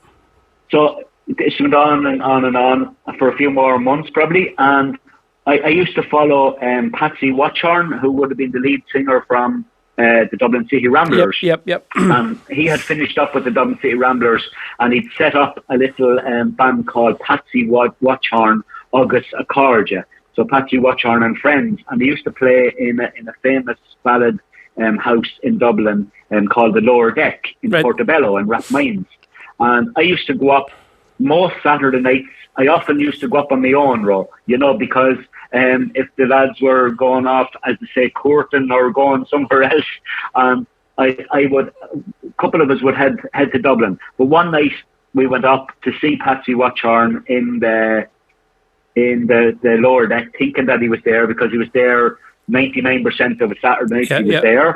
But this Saturday night, there was a sign on the door, "Playing tonight live from Tipperary, the Rebel Hearts." And we walked in, and of course I was really me and two mates, and I was probably the only musically with a music ear, that would say straight away, oh geez, these are good or these are bad or these are whatever. We walked in, we paid the $5 on the door going in, and we walked up to the bar, and they were playing the Galtee Mountain Bike. And I said to the two lads, the lower deck it was a lovely pub for going to see great bands, but it wasn't the best for sound or anything. It wasn't really acoustics, good sort acoustic. of, But the sound was unbelievable. And I said to the lads, I think that's second. There's some form of backing track or something there, because it was like, this was too good. Too good to be live, I studied. And then I said, oh my God, it's actually not. They had a sound man, the whole shebang, and they were playing the Galtee Mountain Bike, and I never heard anything like it. And I went to see them a couple of times after that, but one of the nights I went, a friend of mine, he went out for a cigarette at the break, and he was talking to Paddy, who would be the whistle player and singer with the Rebel Hearts. And he said, a friend of mine is with us. He said he loves you, and he's a great out singer. He said, and we may have had a few drinks. He said, we'll just get him up to sing. And like the boys didn't know me from Adam, so they didn't know what or what were getting. But when they went, I didn't know it. I didn't know a thing about this. Great, praising a few as well. Get me up to sing. They got me up to sing, and I sang Viva la Quinta Brigada and the song by Johnny McAvoy, which wasn't a Rebel song, called Long, Long Before Your Time. And at the end of the gig, the bass come down and said, oh, geez, you've done a great old job and that, and blah, blah, blah. And great to see you, and thanks for coming. And we're going to Achill Island on the August bank holiday, and if you're around, you should come down. And so that was like an invitation that you couldn't turn down. And I ended up going down with two other mates, and I befriended the boys straight away, and I spent like 2 years going around with them. They had a fully fledged band, so they didn't need somebody playing or anything. But I drove the van with them. I sold merchandise. I used to stand in for Liam on banjo and mandolin when he was out, and I used to get up and sing a few songs. And as I say, I owe 99.9% of my living my childhood dream of the passion. As I said, I was heading for 30, and I thought the last thing I'd be getting to do was set up a band, and these guys really, really, really helped me. Yeah, I mean, they're a cracking, they're a big band as well, Mick. They aren't like just your sort of three lads. It is a big live band, like, so I mean, very. Amazing. For a band that size to come together as a rebel band, like it's a good show to put on. So it is like very. Oh, for sure. And the boys, like they at younger age, when they started, like they were only in their teens. And they actually spent 9 months gigging and working. So they worked jobs and gigged in Australia. And they came home, and then they all had really good jobs. They all have trades and stuff. So they were very lucky that they actually, if the lads had put their jobs aside and took a chance on the band, I think they would have been one of the biggest rebel bands on the scene. They still are up there, but they would have got to do so much more. They never got to go to America. They never got to do much touring because of commitments with work and family. Whereas other bands had been lucky, that they were able to, like say with Jerry Glacken in the Irish Brigade. Jerry was a school teacher, and he was able to have his holidays, and they could go away in the summer and stuff, But so that's where the Rebel Hearts and I was honoured a couple of times over the last few years. I'd still be best friends, and we talk nearly every week. I talk to some of the guys. Yep. And I was very lucky to have been asked to go down and play with them, even down in Catersavine and Kerry there only last year. Would have been 19 class. Now. I went down and stood in for the guys, for Liam. Yeah, it's mad. Yeah. See, people keep saying last year, but they really mean 2019. Because last year was just a complete write-off, so everybody just sort of forget about it altogether. You might say that. You might say that in the first week of January. You might forget yourself and say, "Oh, last year." But now you are really saying, it is like 2020. Like for such a year that impacted so much on the world, it went so fast.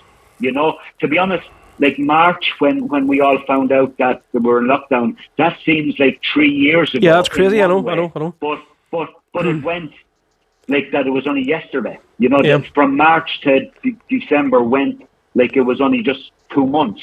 You know, but still it seems like COVID has been here for 3 years. You know, and who's to say it wasn't? You know, because I know for one in December 2019, I was knocked down for 6, as it say, with a dose, and I'm convinced it was that. You know, I never an early one then. like it in my life. Well, listen here. Yeah, it was.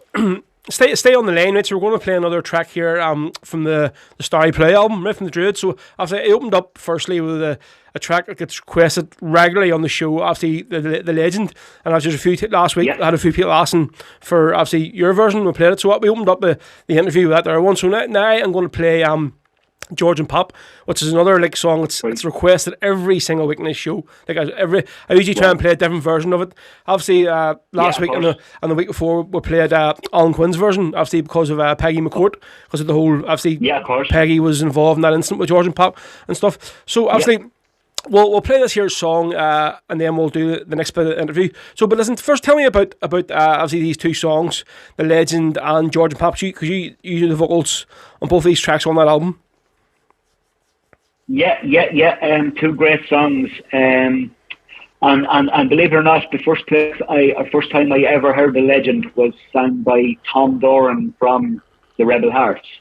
And how he heard it was a girl from Tipperary was living in Australia, came home. They were at a session one night and back in a house, and this girl sang The Legend. And Tom Doran was only like 16 or 17 years of age at the time. And he learned it, and they recorded it, and I learned it from them. Naturally, I had heard everyone else singing it, over the years after that. But my first time to hear it was by the Rebel Hearts, you know. And what a song! Mary Courtney, as you're probably familiar with, she played a bit with Black 47, and she lives in the Bronx in New York. She was the very first person to record it. She was friends with Dan Hannon that wrote the song, and so I started singing it on the strength of listening to it and playing it with the Rebel Hearts, and it was probably one of my first songs that I wanted to record then, you know. Yep. And George and Pop again. We at the time we were gigging a lot in Derry City, and the McGuire family used to be at our gigs, and to sing that song in front of the family was like very emotional, really special. Yeah, very emotional, exactly. So to this day they're still two of my favourite songs to sing. Right, so listen, we'll stay on the lane, Paddy, okay, and just we'll just turn the volume down from your lane here. So folks, this is the next tune from the Druids featuring Paddy, and this is the ballad of George and Pop. On the slopes of the Cregan, one morning in May, 4 lads left their base with heart young and gay. Their cause was for freedom, a cause undenied, and a foreign oppressor they went to defy. While patrolling our streets, they met with the foe, and with guns at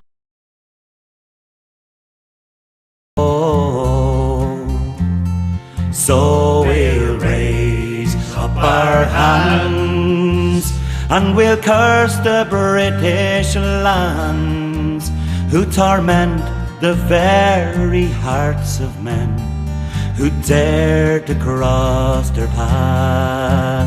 But my heart is broken in two. Won't you tell me what to do? They couldn't stop our George and Pop, and they'll not stop me and you. For the place, it went silent when the shooting died down. Our lads, they lay dead on the streets of our town. Another 2 lives lost for the ongoing fight. And in Derry we're mourning on that fateful night. So we'll raise up our hands and we'll curse the British lands who torment the very hearts of men who dare to cross their path. But my heart is broken in two. Won't you tell me what to do? They couldn't stop our George and Pop, and they'll not stop me and you. Now Georgie and Pop, they lie cold as stone. They died fighting for Derry, their own native home. So always remember and don't ever forget. They died fighting for Ireland and we owe them a debt. So we'll raise up our hands and we'll curse the British lands who torment the very hearts of men who dare to cross their path. But my heart is broken in two.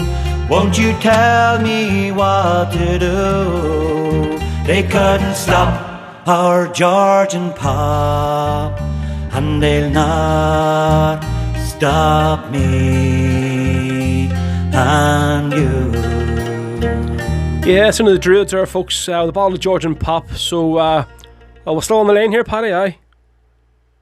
Yeah, I'm indeed, Rob. Happy days, yeah, folks. Loads of comments come through while that song was playing there. Like just about different gigs people have seen you playing over the years in Derry and in Dublin and all over the place, like. Great. And plus, I have to say, this is the first time I've been on Facebook, probably in a couple of months, because as you know yourself, the way they are, they cut you off for no reason, and I just give it a miss altogether. But the viewers going here, I think there's something like 48 watch parties happening right now, this interview, and obviously all the listeners live, plus we're on YouTube as well, so it's great, mate. There's a fair few listeners out listening to you today. So obviously moving on to 2008, and then you sort of finally met up with Mick O'Brien, and this is where the story of the Druids begins. So tell me, obviously in your words, what happened? I'm not sure if you're familiar or if you ever met a great friend of ours called Alan Donoghue. No, I remember. I think it was when I had Martin Higgins on the show last year. Yes. Alan had just died, so he had, and I know weekend he was at his funeral and stuff up on the Saturday. He'd said, "Listen, I don't know the interview was going to happen." Actually, he'd said, "Listen, I don't know. I'm going to this guy's funeral. I'll let you know if I can still do it." And stuff. I don't know if I'm staying over or not, whatever. But I remember Martin telling me about Alan. Yes. Yeah, Alan was a great man, and he was very close with Martin Higgins as well. Yep. We met them over in Santa Ponsa at the Celtic Convention in 2010, and Alan helped so many bands, no more than yourself, what you're doing here now. But Alan, back in the early days, had, like, when Bebo was really the only one, and YouTube was kicking off and bits. He promoted everybody from, it didn't matter whether you were the Wolf Tones or you were Joe Soap that was playing to 5 people in a bar once a week. Alan promoted and helped every single one of them people. If he didn't like you, he didn't like you, and that wouldn't mean if he didn't like your music. If he didn't like you as a person, you wouldn't be played, or you wouldn't, know, if you'd done something wrong on him, he'd tell you. But Alan was a great guy, and we sadly lost Alan on in July, the same day as Joe McDonald's anniversary. We sadly lost Alan, who had battled a disease for a number of years, and he sadly passed away at the age of 46. Only halfway through his life, and what a guy he was. But I'd say I knew Alan, and I was driving trucks at the time, and I knew Alan through that, and he also for his love of music, and he used to also listen into Mick's show. And myself and Alan and Mick, after me and Mick was talking about setting up a band, and I was telling him that I was palling around with the Rebel Hearts and this, and we went down to a Rebel Hearts gig, the three of us, and we went to see them in their hometown, and so that was our first Rebel gig together. As me and Mick going to see a Rebel band together. And we said, Jesus, we'll have to do something. We were talking about it. Neither of us played a guitar, and we were there. Jesus, and what do you do? And so we put out a bit of word, and word came back that there was a guitar player, Gary Lawler. Now I didn't know Gary at the time. Mick did through the line of work that they were in. He wasn't like pals with him. He youth work or something, wasn't it? Youth work or something the two were doing, or something like that. Youth work, yeah. So the lads got in contact with each other, and Gary only lives like 20 minutes away from me, but I would have known his dad from his dad playing the music in, as they call it, the Hamlet pub for many years. His dad and his sister would have played there for years, and but I didn't know Gary.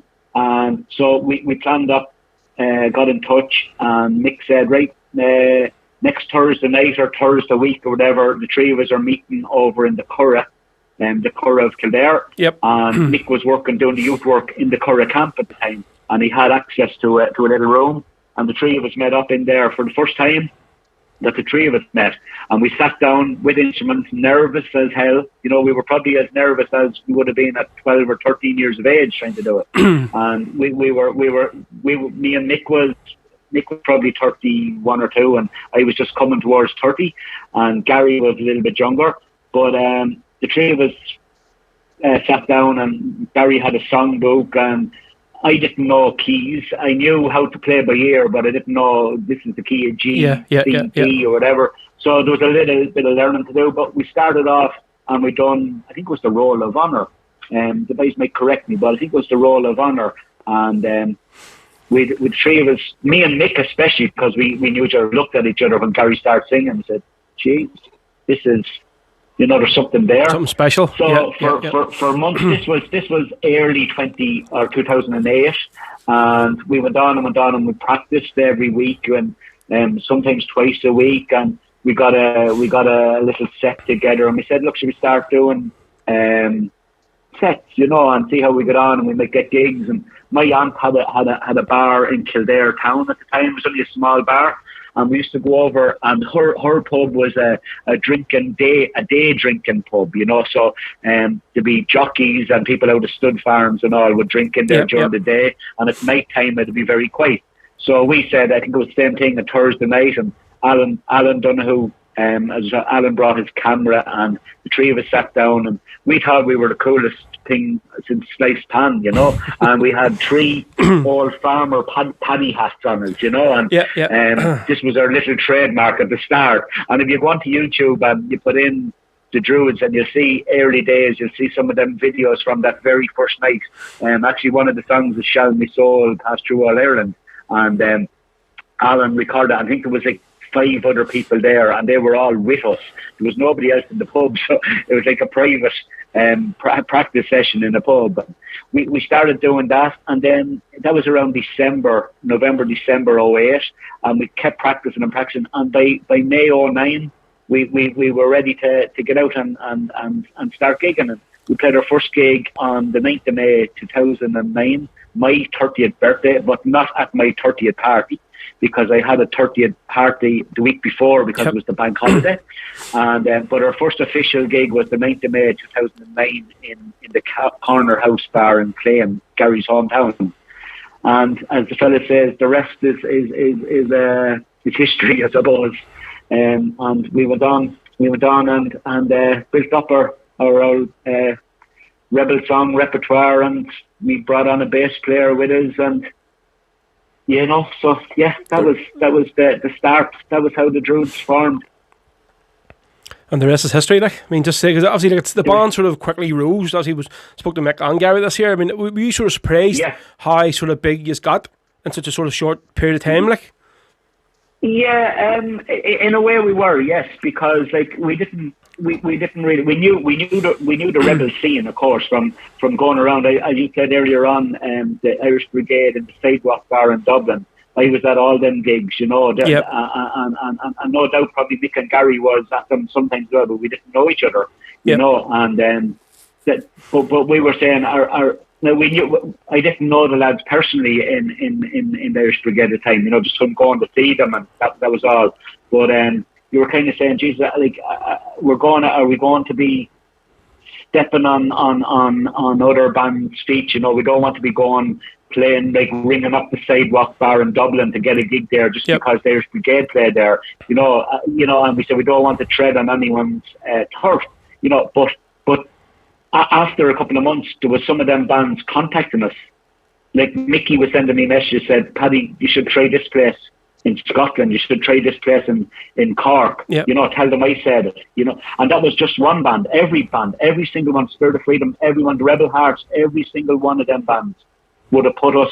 They weren't afraid of a band coming on their step on their toes, kind of thing. Like they welcomed it, and that is like the support was, and you know to this day, the support that you get every time I go live, every time any band goes live, without a shadow of a doubt, without writing down, I could safely say there's 10 to 15, 20 musicians commenting.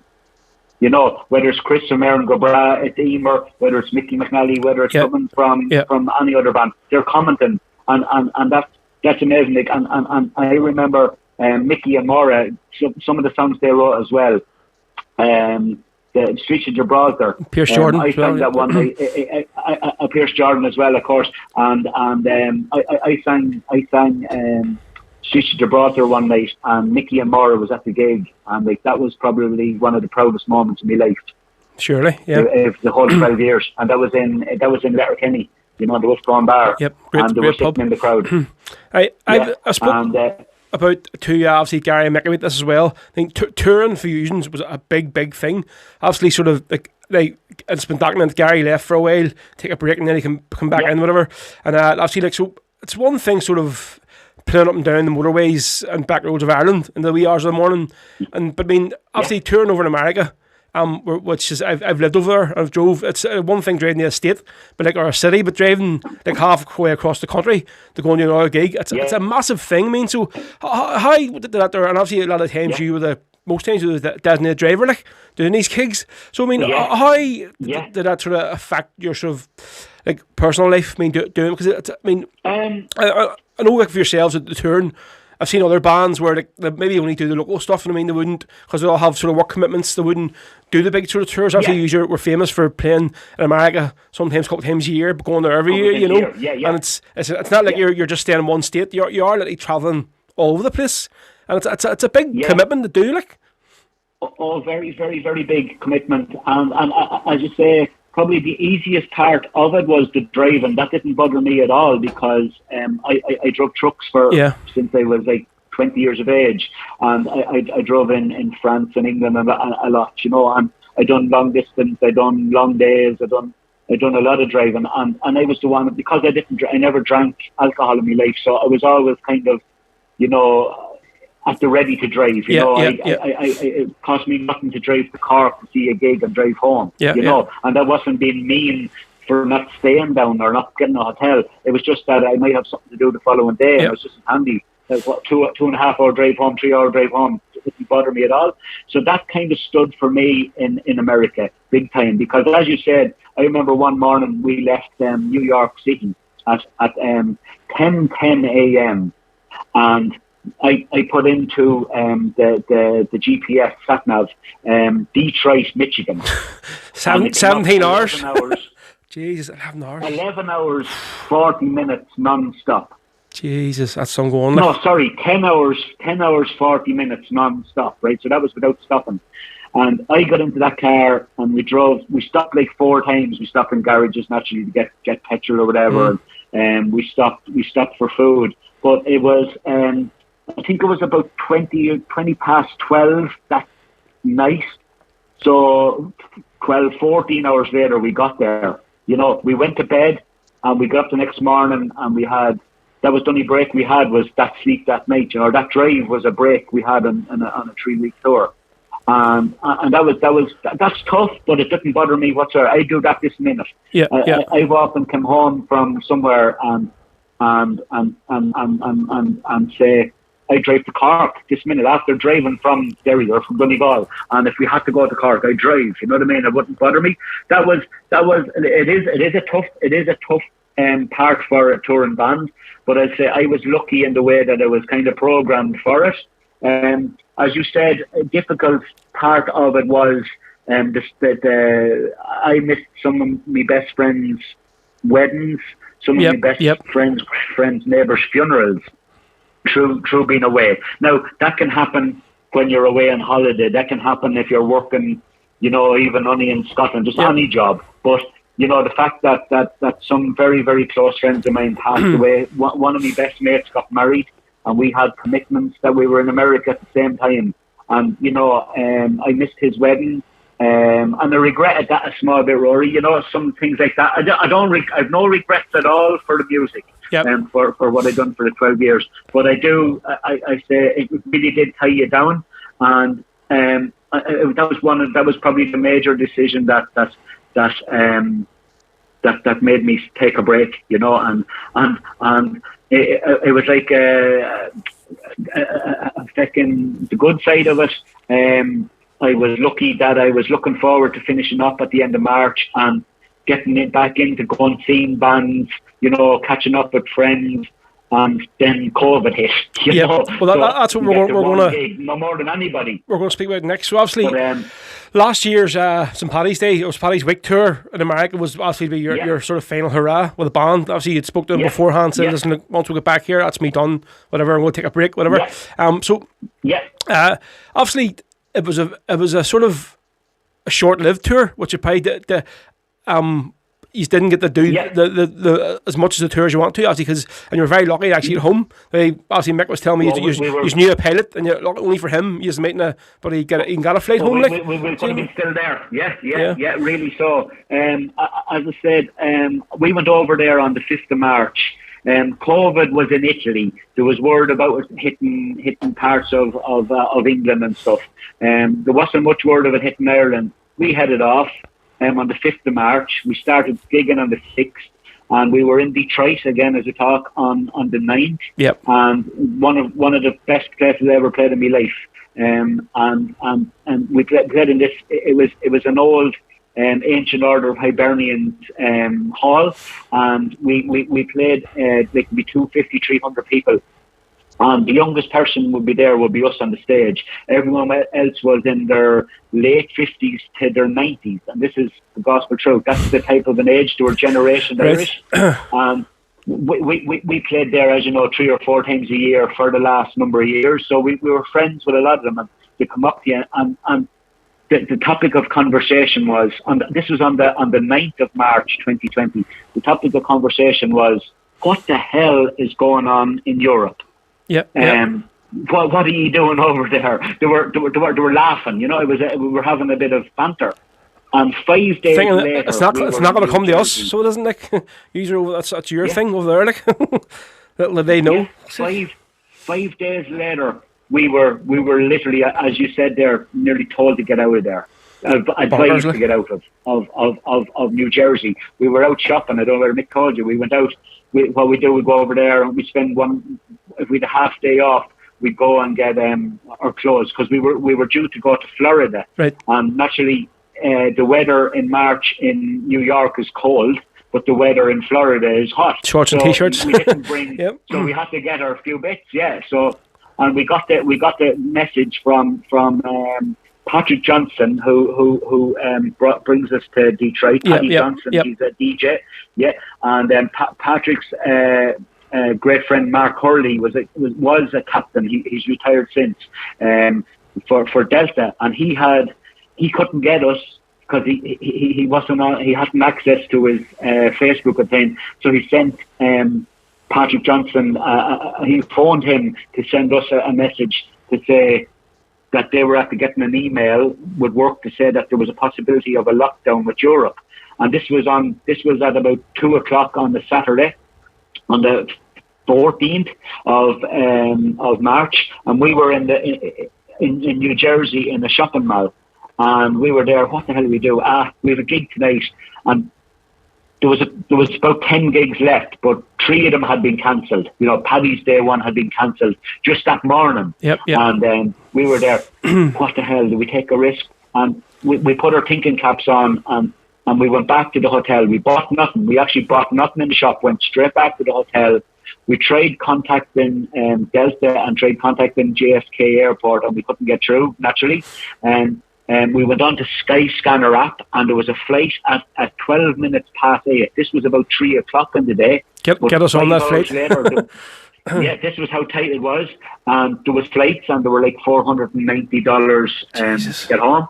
And we were going to book them there, and I said to lads, I said, we're an hour from JFK, so we take a chance. When we get to JFK, we can still book. The Skyscanner app will be still there. Yeah. But so what we done is we packed our bags, got into the rental van, went back to JFK Airport, pulled up at Avis, the rental crowd, and I went in and I said to the girl, I said, I'm leaving back the Jeep or the van, but I'm not sure whether we're leaving it. We're going in to see can we get home. If we can't get home, we want the van back. So she kind of just held it. So this is the funny thing. We walked into JFK Terminal 5, wherever it was, and walked up to Delta, and it was the same Rory as walking into your local centre shop to do your lotto. You walked up to the desk and said, we're supposed to be going home on the 26th. This was the 14th. Right. We were supposed to be going home on the 25th. But what's happening? We're kind of afraid. It was like doing the lotto. They pressed a button and the 4 tickets came out. It never cost us. There you go. They Get on the plane. exchanged our they knew as well, you know. Yeah. So we were put on that flight and we came home. So we came home on the 15th. We weren't due to the 26th. So yeah, so I hadn't. You know, we played our last gig on the 13th in New Jersey with a good friend of ours, Keith Wood. He organised it, but we thought we'd another 10 gigs left, so it wasn't my last gig, you know. But it turned out it was. You know, just show you. If only you knew like what it was going to be. Yeah. Yeah. So yeah, that's how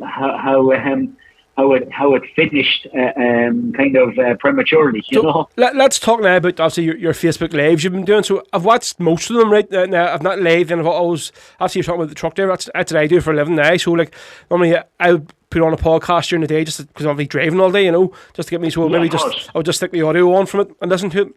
Right, a lot of the times, maybe just yourself, just talking shit, and we'll have a bit of crack, or you're playing a few songs in the Mangan. And it's very clear you've a massive following. Can you look at the comments and you're reading every one of them out. So obviously you first started out just yourself, say, and then you brought this guy Eddie in on board. So obviously he's a very, very talented musician. I've actually was watching this morning a lot of the stuff he's been doing with Derek Warfield and Maeve Waltz and all as well. I didn't know about it there. And I says this guy's actually really good. He's special to us, like so. Obviously, I think the two of you sort of just click together on screen, see us do, when you're doing your sort of your live. So tell me a wee bit about this sort of next chapter musically in your life and what will sort of come of it once, or if we get back to any kind of normality, like. Yeah. As I said, when I initially was taking the break, it was due to like commitments and family commitments, work commitments. I started a new job, that was a major part of it. But the other thing, I was going to take a break from music for a year to 2 years. Right. This was pre-COVID as well, you know, planned pre-COVID, and then I said, like, I'd learn, as I said, going to learn guitar and do bits and pieces and enjoy the social life a little, and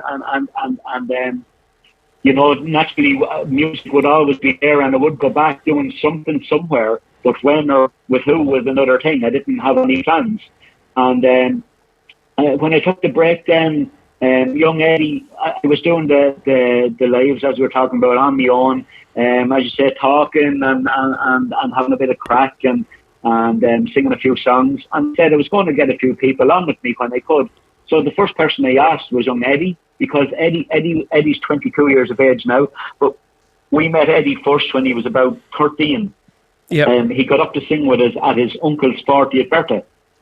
His uncle John Duggan, who played a major part in having us in New York, in America, along with Father Pat Maloney, who I'm sure you're familiar with. Yes. Only for them two guys, we would have never. We would have went to America for one gig or for one tour, and we would have come home because it would have cost us more to go than it did.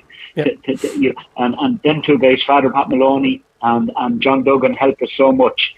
But John Duggan's 40th birthday was over here in Ireland in his hometown, and his nephew got up to sing us. Now, we had knew him because he used to come to see us, but he got up to play a few songs with us, and we clicked with him. He was brilliant. He was only 13 years of age, and he was singing rare songs that boys are born astride you. You know, you don't hear people singing it, and here was a 13-year-old singing it, you know. Myself and Eddie, so I invited Eddie as the first guest, and that was, I think, the 17th of June 2020.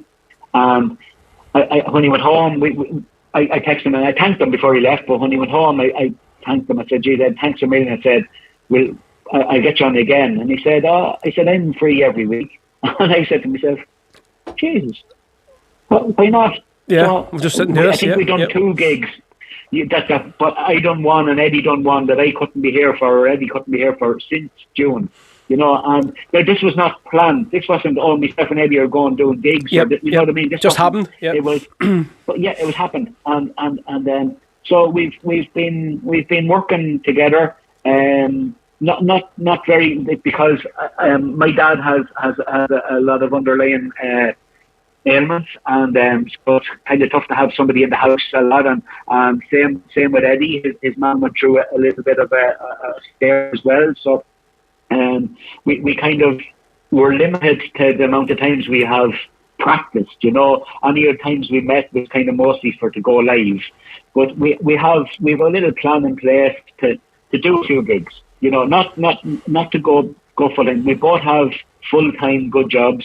Eddie is an apprentice electrician in his last year with the ESB, right. You know, the electricity supply board, which is a great job. And as I started a full-time career with a friend of mine back in January 2020. So for the first time in my career, the money is not a dependent. The music is not a dependent on the money. You know, where it was for the 12 years. I depended on. Now, don't get me wrong.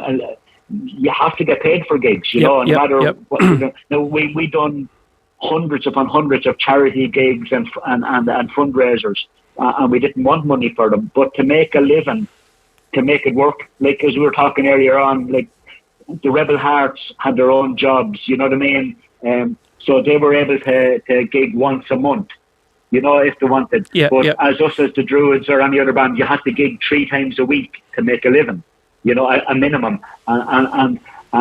So from, please God, when things do come back to normality, which surely they will, please God, and I think it's going to be a better place for everybody. I really do. I think that the people are going to come together, are going to respect it, especially in musicians and the stuff. The musicians are going to be appreciated more, because people, you know, there were some pubs and bars open that you could go to for food for 90 minutes and stuff, but there was no entertainment there. When you go back and you can sit down and have a bit of food, and there's some man, whether they're big or small, not who they are, the people that are sitting down are going to say, "Oh wow, this is brilliant."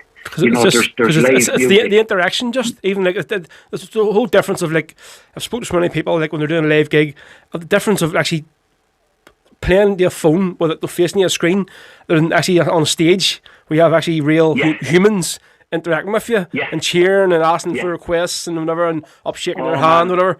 It's obviously you can obviously see the people, like, they're all commenting and they're watching, but it's just completely miles apart. Like, so it is. Yeah, it is brilliant, but it's still not. That's what I say. That's what I think when it comes back to normality. It's going to be very special.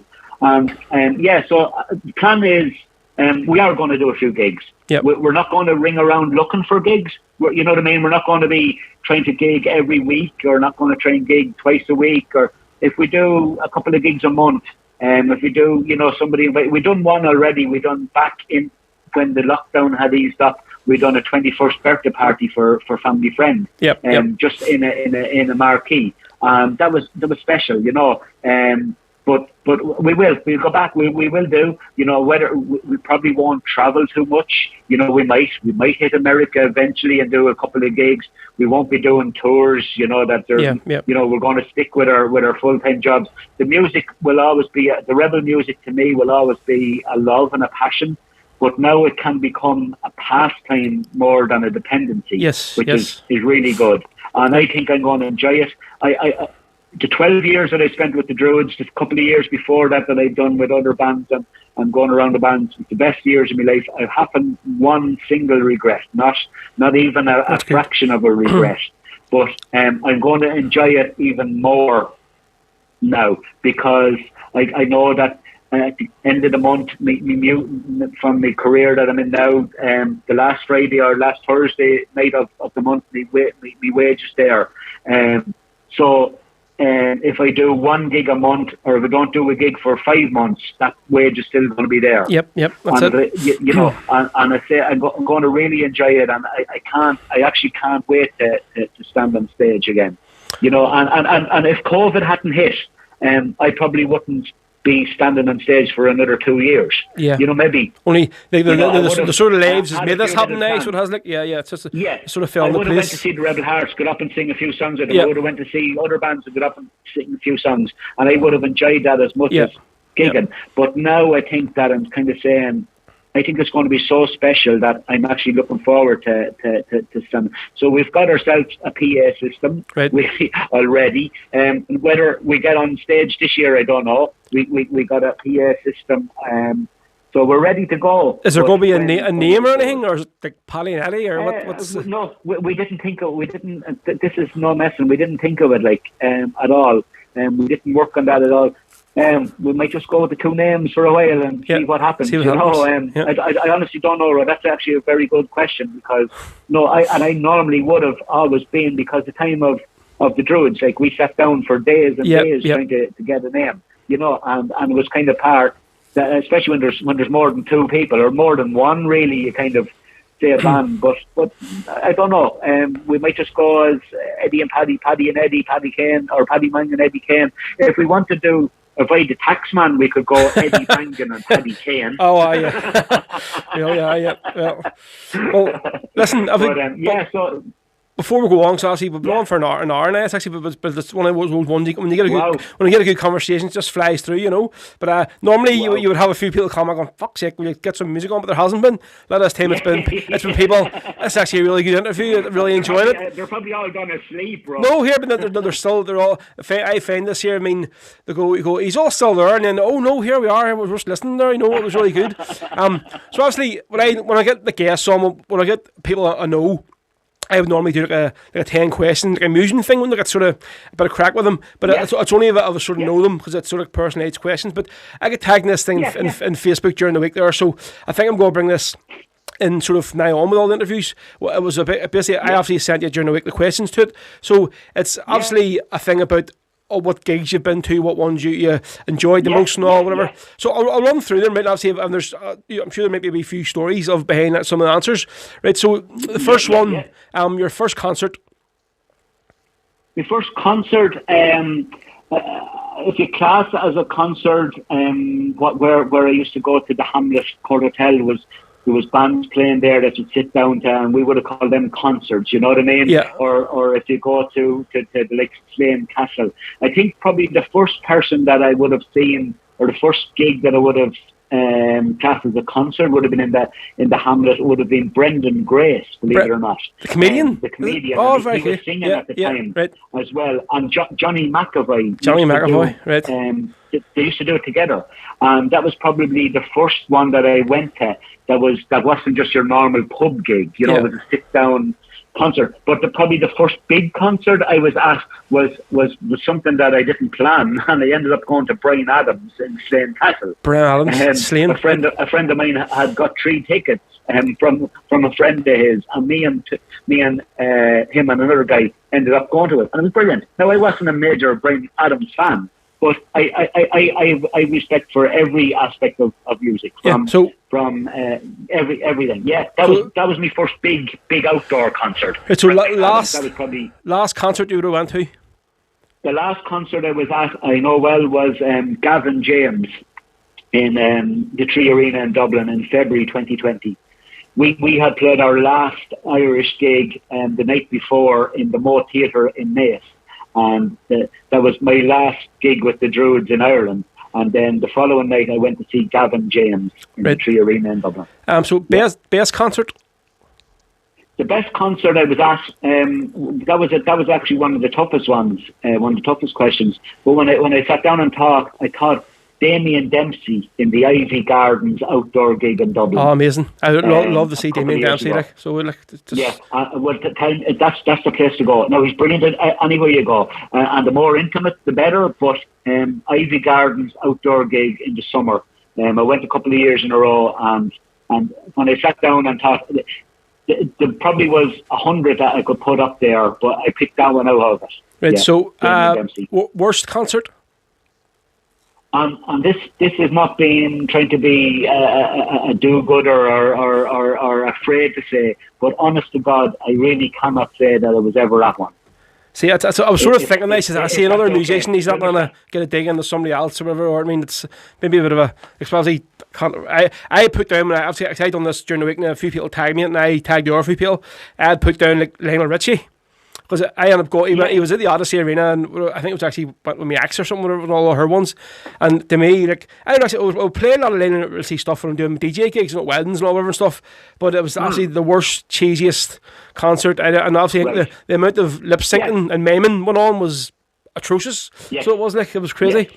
Yes. So I understand. There you go. Right. So, to be honest, I can't say. I'm not saying that I was a brilliant picker, of who I went to see. If I would have went to see Lionel Richie, I'd say I like all sorts of music. But no, I honestly couldn't answer that. And like, not enough if I said Lionel Richie's not going to hear about it. You know what I mean? Yeah. And I'm not afraid to say it, but I honestly can't say I was ever at a bad concert. So, loudest concert? Loudest concert, that was a tough one as well. Probably was Bon Jovi. Right. In Punchestown Racecourse, even though it was an outdoor. But me being me, as I said, when I started going to see gigs in my local pub, I was sitting in front of the band listening. And that time at Bon Jovi, I was probably 5 foot away from the main speakers at the stage. Yeah.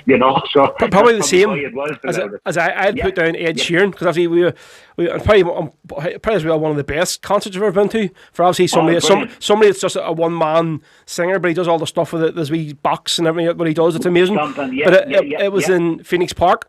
So it was there, and I think it was about 3 years ago, and like we were sitting right below the speakers, and like, what a gig! Like, honestly, I couldn't believe it. Like, I was probably there the same night as you. I know he done a few nights in a row, but I was there. Yeah. So it was an amazing gig. It was loud. Oh yeah, it was loud. It was brilliant. Who would you have seen the most then? Seen the most was another kind of a tough one as well, because anyone that would have seen the most would have been the smaller end. The smaller end, but it wouldn't have been, as I said, the likes of Bon Jovi's or anything like that. Yeah. To be honest, I would have said Christy Moore, probably. That's what I was sort of thinking. You probably would have said, right. I could never count it out, but I'd say probably Christy Moore. So, most surprising? Most surprising, believe it or not, was, and I'm not sure whether you're familiar with it, but you're not a million miles away from where they live there in Newry, the Four of Us. No, the Four of Us? No, right? Never heard of them, no? Okay. Yeah, they were a 1980s band. They had a hit song called Mary. I went to see them in a small, intimate gig with 70 people at it in Dublin. I've seen them twice, and I knew 2 of their songs. Before I went.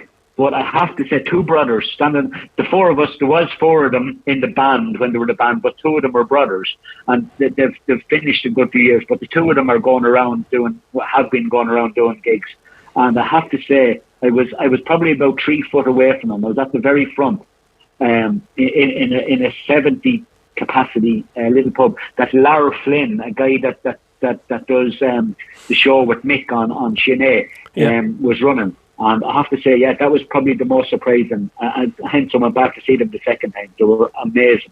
It's last two, and there you go again. Yep. Not a word of a ballad or a rebel song. Yeah, but just different music styles. Yeah, completely. Yeah, 100%. Yeah. Last two ones. So the one you wish you could have seen, but obviously either they're past now or there was a few. There was a few, I suppose, but literally the one that popped out straight away and the one that I went for is the legend himself, Luke Kelly. Right, okay, I'm sure that would have been an answer for many people. I was only 4 years of age, 4 or 5 years of age when he passed away. So hence I didn't get to go to see him. Yeah. Right, so the last one, a band that you would still like to see, you haven't seen. Yeah, I always loved this band, but I never got to see them. The Eagles. Eagles, right? I suppose there's still a chance you can get to see them. Maybe a bit of lip syncing, maybe honest to God, yeah. But I really would. There is a few others, like of course Springsteen I never got to see. Yeah. But the Eagles would be.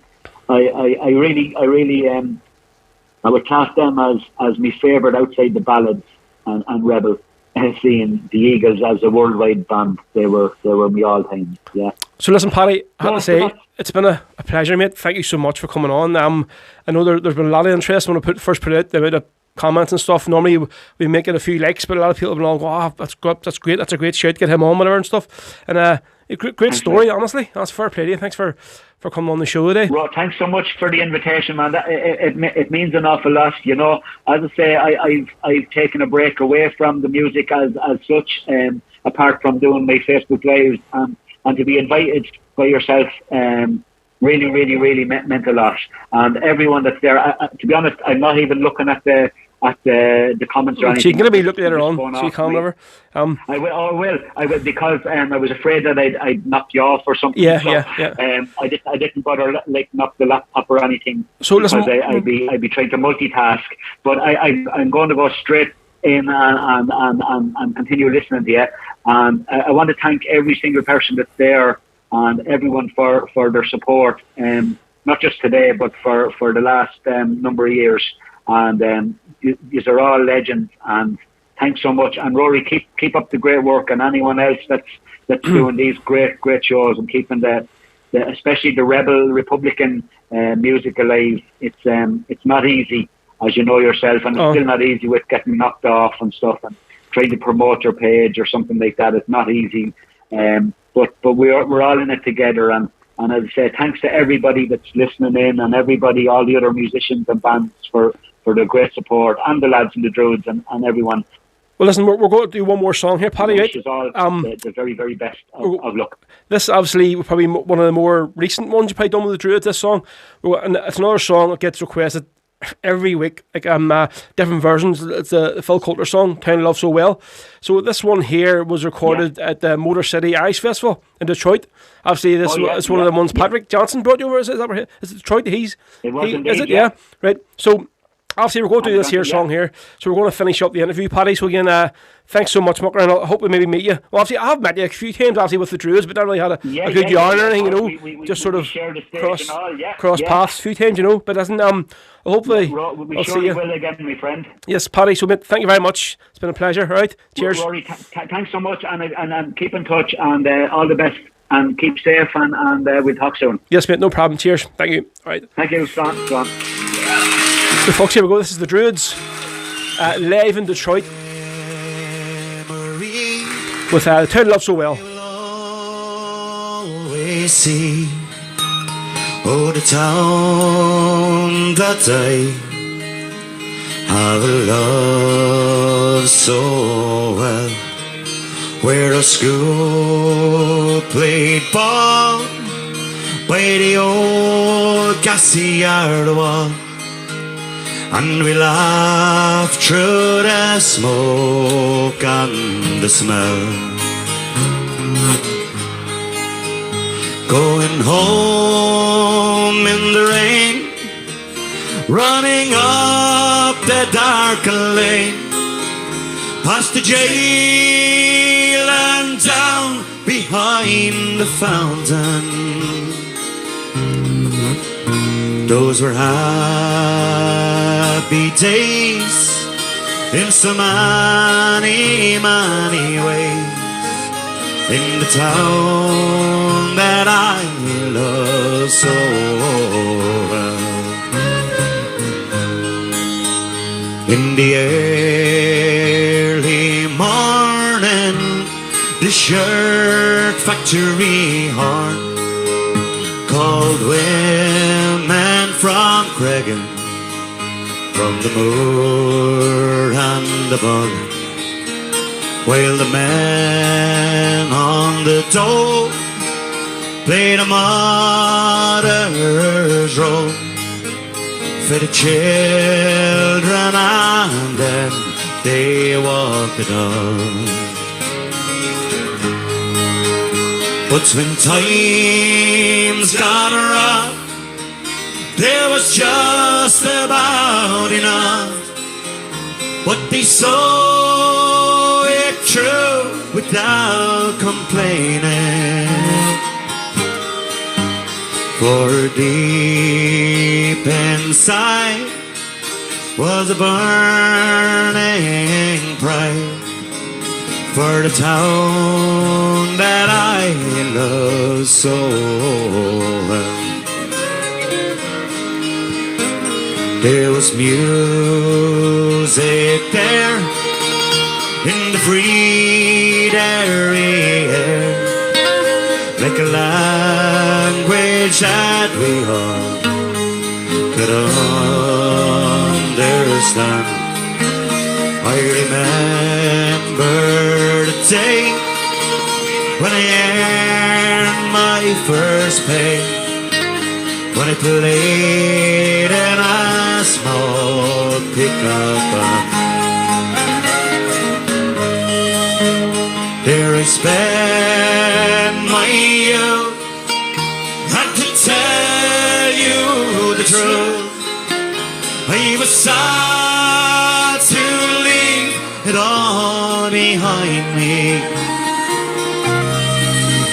For I learned about life, and I found for me a wife in the town that I love so well. But tonight we turned, and the eyes they had burned. Oh, the sea had no be brought to its knees by the armored cars and the bombed out bars and the gas that hangs on to every breeze. Now the arms stole by the old gas yard wall, and the damn barbed wire gets higher and higher. With their tanks and their guns, oh my God, what have they done to the town that I love so well? Now the music's gone, but I still carry on, for the spirit's been bruised but never broken. They will not forget, still their hearts they are set on tomorrow and peace once again. For what's done is done, and what's won is won, and what's lost, sure it's lost and gone forever. I can only pray for a bright, brand new day in the town that I love so. Yes, I can only pray for a bright, brand new day in the town that I love so well. There we go, folks. There, but the Druids, live from the Motor City Irish Festival in Detroit, USA, and excellent interview for the last hour. So there, folks. I think a few numbers may drop down on Facebook Live on YouTube due to obviously people maybe that might want to sit and listen to the whole interview. We'll have the hardcore ones here who'll still be listening to the whole thing. Who I think it's Steph McNally just said they're great stuff. There's people you could just sit with a pint and listen to all day. Obviously Paddy's one of them people. Like, it's just, there's some great stories, just so down to earth, and you can just sit and it just rhymes off. Great stuff. So cheers, Paddy. Really appreciate it. See, Joseph McGow says the Sally Gardens by anyone. Love that tune. Lived in West Belfast mid-80s. Remember it to this day. David Mack says, "Row any chance of Paddy Kelly by Emer?" David, listen, I played it last week, so I did, for Hugh McKenna, maybe in the middle of the show, so I'm not going to do it this week, but I'll maybe play another song from Emer later on before we finish up. Celine says, yeah, great Rory, thank you very much. Paddy as well. Back on YouTube as well, we'll have Leanne Dunlap. Great interview with Paddy, best version of this song. Mick McAdam, yep, definitely brilliant. Let's see what I have here on so Facebook. It's basically just loads of comments. People just brilliant interview, great Paddy. Loads of rounds of applause all the way through. And I've just seen here, I got my knuckles wrapped here by my ma. Said about my language. So I'm sorry. It just came out there, so it did, you know. But I suppose it's no matter what age you are, you're going to get a wee shouting at by your mummy for using bad language. So apologise. There you go. Right, so what are we going to do? Somebody asked me to play a tune there for all the boys. Where are you? See, look, it's on Facebook here. Damien McCaffrey, what is the song for the boys in the Lower Falls? Right, so I'll do this one here. It's from Adrian Knight. Let's see what song we picked. Sorry, Adrian Knight, that's the hypnotist. Sorry, Ian the Dockerty. Where did I get Adrian Knight from? He's a bloody hypnotist, he's not a rebel singer. So this is in the Dockerty, and we're going to do The Fighting Men from Crossmaglen. And this is for all the boys down the falls. And one thing what I'm watching is in the comments is the amount of people that are maybe in hospital beds recovering from COVID, or in the house isolating recovering from COVID. It's crazy, and you think, like, when you think you don't know anybody that had it, whatever, and it still is very real. A lot of people, and it's great that I can do this here, and people, it's getting them through it, you know, where they're just sitting in the house, isolating or whatever, and it's able to get you through your shitty time. So it's a pleasure to do out there. Or Audrey, how you doing? Up the Dubs, Row, fantastic show as always. Can you play Bees Wings? Right, no problem. We'll see what kind of version we'll do of Bees Wing for you, Audrey, but not a problem. Right, so this is Ian the Dockerty from his album The Celtic Night. This is The Fighting Men from Crossmaglen, and they're in the last 35 minutes so, folks, of today's show. And this is for all the boys that asked for it down the Lower Falls. Here we go. I'll sing a song of the bravest men, bravest fighting units from Armagh. They are the men from Crossmaglen, amongst the bravest Ireland's ever known. We're in Crossmaglen, the fire burns through, the patriotic flame will never die. And when you hear the battle cry, it will be those fighting men in Crossmaglen. At night you'll hear the sickles roar, Armalites are here to cross the land. The IRA, their spirit soars.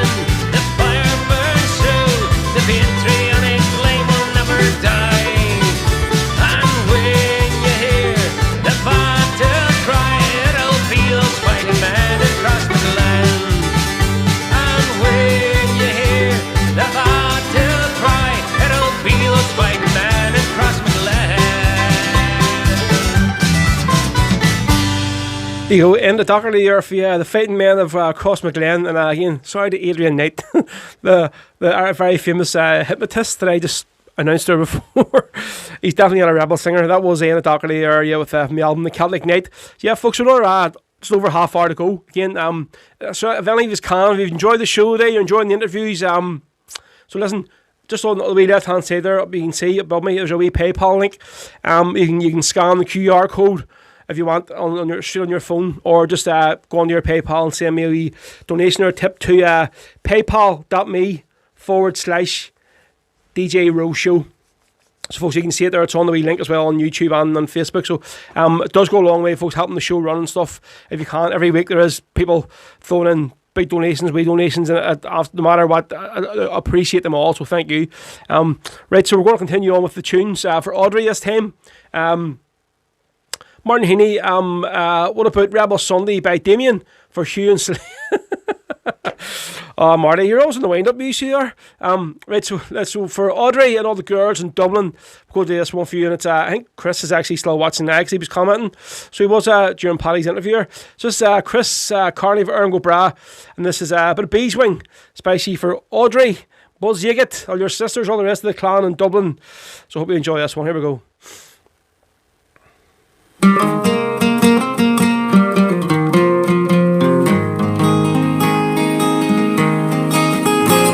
I was 18 when I came to town to call it the summer love.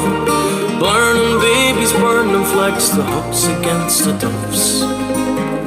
I took a job at the steaming way down in Calderon Street, and I fell in love with the laundry girl who was working next to me.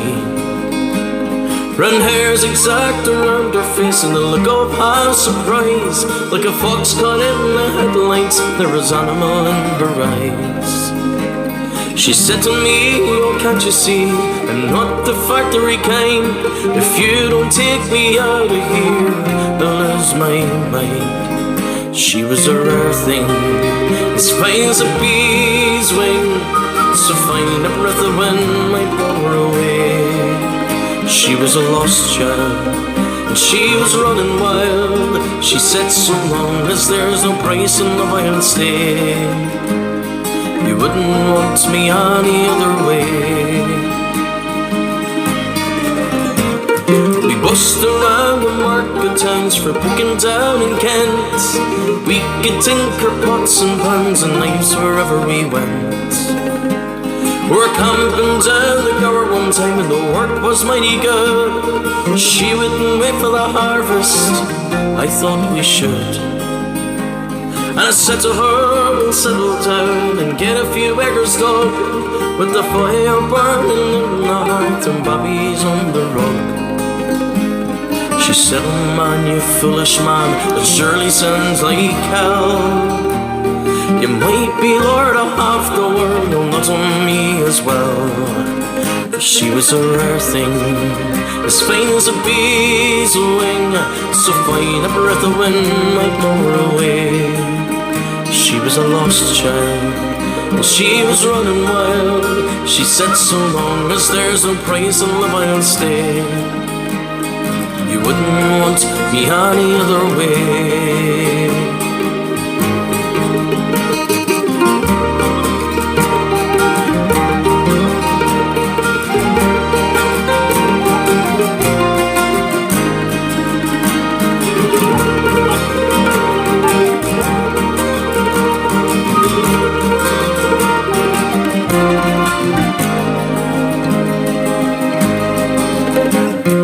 Drinking more in those days, and her temperance reached a pitch, and like a fool I let her run. She took the rumbling itch. The lass had heard sweet sleeping off back on the Derby beats, with a bottle of white horse in her pocket, a wolf at her feet. And they say that she got married once to a man called Romany Brown. Even a gypsy caravan was too much to settle her down. They say her roses faded, rough weather and hard booze. Well, maybe that's the price you pay for the change that you refuse. She was a rare thing, as fine as a bee's wing, so fine a breath of wind might blow her away. She was a lost child, and she was running wild. She said, so long as there's no price in love I'll stay. You wouldn't want to be any other way. She was a rare thing, as fine as a bee's wing, and I love her more than words could ever say. If I could just taste all of her wildness now, if I could hold you in my arms today, I wouldn't want you any other way. There you go, folks. There's Sir Aaron Brother, Chris Carney for you with the Bees Wing, and especially Audrey and all the girls are in Dublin for that one. And so, folks, Chris will be on the show hopefully in the next few weeks. Just sort of trying to figure out a few dates for some of the other guests we're going to be having on, and we'll get them on. So, I'm looking forward to that as well. Right, so just a few more people commenting here, a few on Facebook. Basically, Paddy's interview, lots of great comments. On YouTube here, David Tempest Mitchell, cracking show as always. Thanks, Ro, not a problem, David. Martin Heaney, Celine, I can't say too much because I'm after an invite to the big day. I'm only 5 minutes walk from the rock. Right, Triona Calwell. Triona, how you doing? Good to see you on YouTube here. Hi, Ro, any chance we'll play a wee East Tyrone one? Yep, we'll make it at their own. Right, so I'm just looking for a comment here that Joseph put up here on YouTube. If we can find it. Where are we? Where is it? Joseph McGow came across this tune last weekend. Don't know if you've heard of it yet. The City Cry by Tommy Quigley. It's about Bloody Sunday. Very good. Check it out. Yes, that there is actually on the Stories of the Land CD. So it is the Shanaghy sessions, which we've been pumping for the last couple of months. I've actually played that song on the show a couple of times. So I'll maybe get it on next week. For you, Joseph, because I've already played one of the songs from the CD today. Obviously, the Joseph Mary song from Sean McCafferty. Right, so again, folks, I see a few donations coming through here now on PayPal. Thank you very much. Say, if you want to send something through, a wee tip of donation, there's a wee PayPal link just up here. Or, obviously, you can't see this on the screen. So, over there somewhere anyway. You can just scan it with your phone, or if you want, just put it in your PayPal, paypal.me/DJ Row Show. Right, we're going to do another song now. It's a song that's been featured on the new albums we released for the Derry Monument Committee. There is funds for them. So it's all different bands of submitted songs that have been on various different CDs. So we're going to do one this time. It's the one on the CD from Glasnevin. I'm not sure if it's a song they wrote or not. It's called Kevin Lynch Is My Name. And of course, Conquer's Connor is on the vocals of this one. So here we go, folks. Last 25 minutes of the show. This time it's a tune. Kevin Lynch Is My Name from Glasnevin. This is Rebel Sundays. Here's, folks.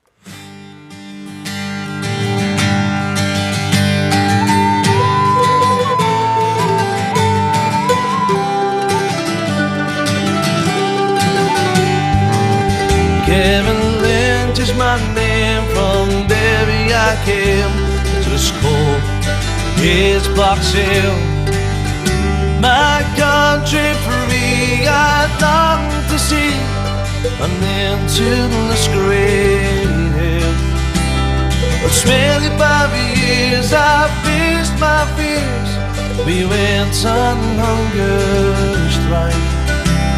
We took on the British Empire with their soldiers, guns, dynamites.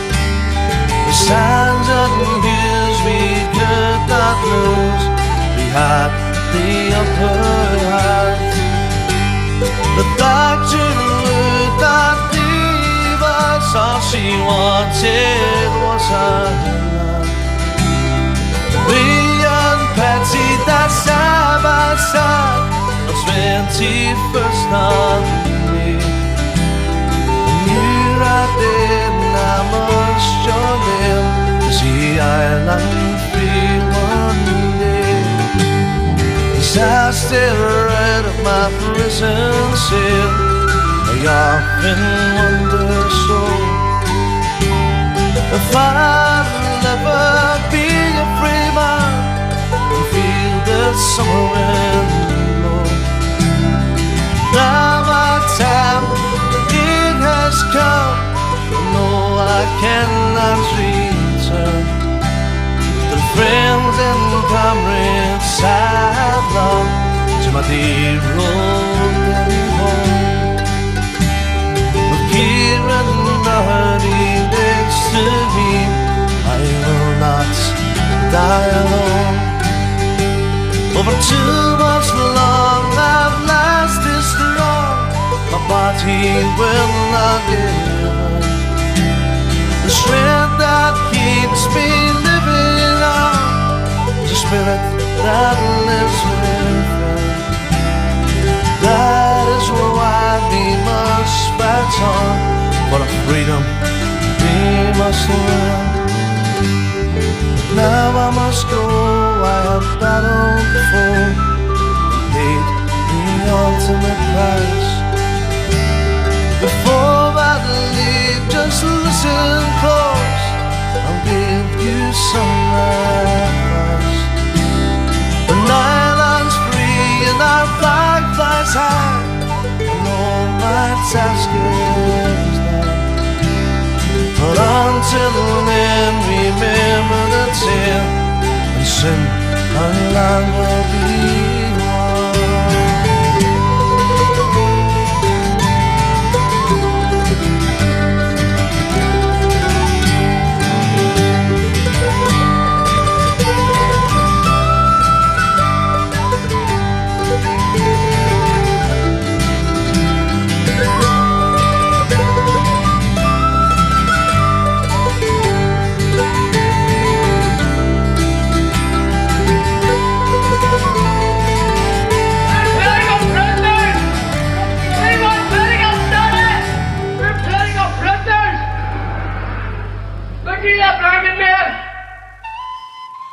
We can speak of all our heroes who have kept the flame alight, the gallant men and women who were not afraid to fight. We remember Pearse and Connolly, Clark MacDonagh and Wolfe Tone. We remember our brave volunteers in Kappa, East Tyrone. The gallant Martin Herson, a soldier true and brave. He stayed true to dear old Ireland, from Lancash to the grave. Your neighbour Seamus Donnelly, a young and loyal volunteer. They died for Ireland's freedom and the cause we all hold dear. The fearless Declan Arthurs, with Big Tony by his side, two daring freedom fighters of the East Tyrone Brigade. Your exploits in the battlefield, where they were renowned, loved by your people, feared by the crown. Eugene Kelly and Wayne O'Donnell, brave beyond their years, they spent many days in action with your local volunteers. You fought the British forces with courage and with pride. Ireland lost two gallant soldiers on the day you both died. Martin McCaughey and Malcolm Nugent, two of Kappa's best. They never shirked from action, and now side by side they rest. Many times in active service, you both led the way, loyal to old Ireland and the gallant IRA. John Quinn, a gallant soldier, from Kappa's hills you hail. You knew the odds against you, death or years in jail. But this never did deter you, a soldier to the end, a true and gallant volunteer, a true and loyal friend. You died with your comrades in a hail of British lead. You think of these men often and the cause they hold dear. For their vision it is clear. They died for Ireland's freedom and the likes of me and you, to add 26 and 6 to make it 32. We've sung so many songs of fallen heroes. I really thought that I had said it all. But if a song can fill our hearts and raise our spirits, then we'll sing about our martyrs at Loch. Well, the Irish nation bowed its head in sorrow. Such sabotage as country seldom known. For Monaghan had lost a gallant soldier, with 7 volunteers from Green to Road. Oh, dearie, think it's over. If you do, you're gonna have to get us on.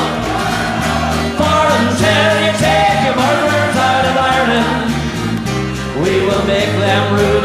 spilled at Lockall. It was on a mild and misty Friday evening. The scent of apple blossom filled the air. That village street seemed quiet and deserted. But hidden eyes were watching everywhere. And the digger bomb was only reached its target. The trap was sprung and bonfire filled the air. Well, the SAS did not want any prisoners. Oh, shoot to kill, their orders were quite clear. Oh, Mangan, dear, think it's over. If you do, you're gonna have to kill us all.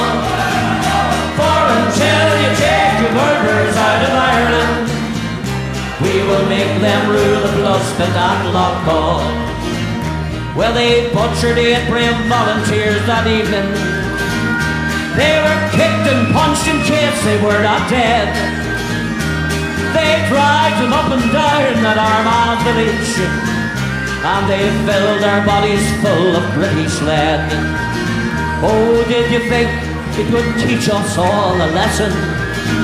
At such savagery, the whole world was appalled. Oh, don't you know there are 20 more men waiting for everyone you butchered at Lockall? Oh, Mangan, do you really think it's over? If you do, you're gonna have to kill us all. For until you take your murderers out of Ireland, we will make them rue the blood spilled at Lockall. So farewell to Paddy Kelly and Jim Lina. No more you need your fighting unit for. Side by side with Paddy McKierney and Tony Gormley. Oh, you died to drive the British from the north. Declan Arthurs and the youthful Seamus Donnelly. On that night you were the youngest of them all. Jerry O'Callaghan and the gallant Eugene Kelly. For your blood still stains the pavements at Lockall. Let's hear ya. Oh, Mangan, do you really think it's over? If you do, you're gonna have to kill us all. For until you take your murderers out of Ireland, we will make them rue the blood spilled at Lockall. One more time, let's see you sing it out. Mangan, do you really think it's over? If you do, you're gonna have to kill us all. For until you take your murderers out of Ireland, we will make them rue the blood spilled at Lockall. We will make them rue the blood spilled at Lockall. There we go, but the old Irish Brigade there, if you folks, with the Lockall Ambush, and of course before we had that song on, I played the track The Fighting Men of East Tyrone. So basically a request there for Triona Kelly, who asked for, and I think it was basically giving the rule of honour of the East Tyrone there that would finally get us knocked off Facebook. So I'm basically expecting probably a wee ban now, so I am for that there, for mentioning obviously the IRA and all that there, which you normally get. So I've just seen I can't post nothing on the podcast page, so I think I've got a ban from it. I'll have to go and check into it, but I can post on my own personal page. I've just put a wee link up there to the stream here for YouTube. So I'm still on YouTube here, folks, till 4 o'clock, of course. So yep. So far, Ireland's winning rugby. Who cares, honestly? Bloody rugby, like. So I'm just going to post this here now, 2 seconds. On the podcast page, so just so we can let people know I'm still on YouTube, and if this post, then I know I haven't been banned. I'll soon see in a wee second. Let's see. Are you? Yep. See, I think I am. See, I've tried to post that 3 times there. Oh, actually, that's what it is. The stream was pinned to the top of the page, and I thought that's okay. So I think I'm okay for Facebook. But listen, 2 hours of a Facebook show wasn't bad. We're being turned down. So Triona, there you go. That's your day. your dad's fault for taking me off there. I'm only joking. Your dad's a legendary, honestly, legendary figure. So he is Paddy Kelly, what a man. So yep, that was for training. I had the Roll of Honour from the East Tyrone, of course. Jerry Glack and the Irish Brigade, live in Dublin with the Lockall Ambush. Right, so folks, we'll rattle a few more tunes off before we go. As you can see now, somebody asked me to play a bit of the Wicks. So you can see I have the t-shirt on today. The guys from Glasgow. We had Chris Cruikshank, their legendary saxophone player, on the show last year. So go do a brilliant song for them. It's a bit of old Italian sort of war fighting song. You'll probably know it, Bella Ciao. So I just love the way the Wicks do this here. It's fantastic. And it maybe fits in with Mick Rebel Sundays, you know. So here we go. This is the Wicks on Rebel Sundays here on the Rebel podcast on YouTube now. We're done with Facebook anyway. And this is the song Bella Ciao. Here we go.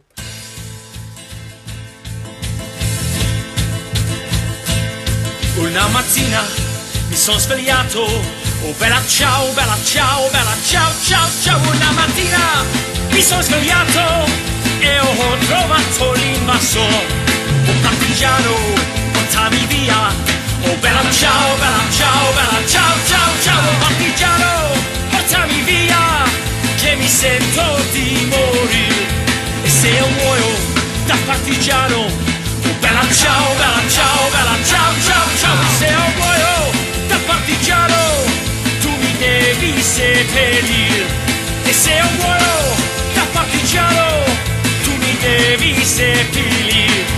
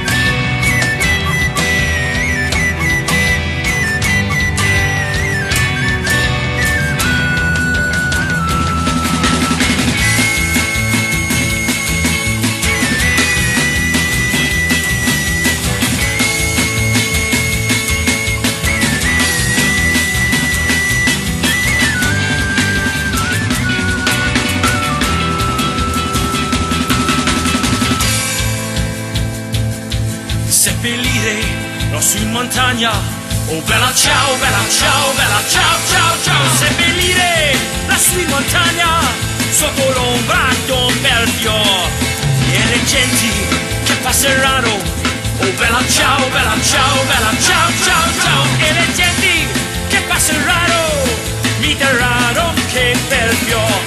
Tutte le genti che passeranno mi daranno che bel fior. Questo è il fiore del partigiano. Oh bella ciao, bella ciao, bella ciao, ciao, ciao. Questo è il fiore del partigiano, morto per la libertà.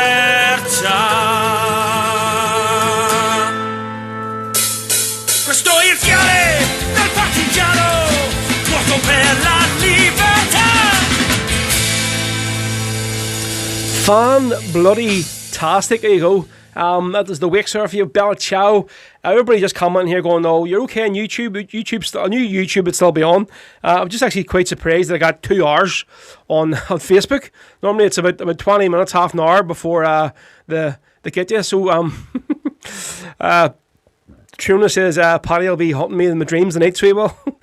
But yeah, for getting knocked off Facebook for playing out their song there, the East Tyrone, Fight Me on East Tyrone, I'll handle. So we'll have another 10 minutes or so left, folks. So yep, thank you all so much for tuning in today.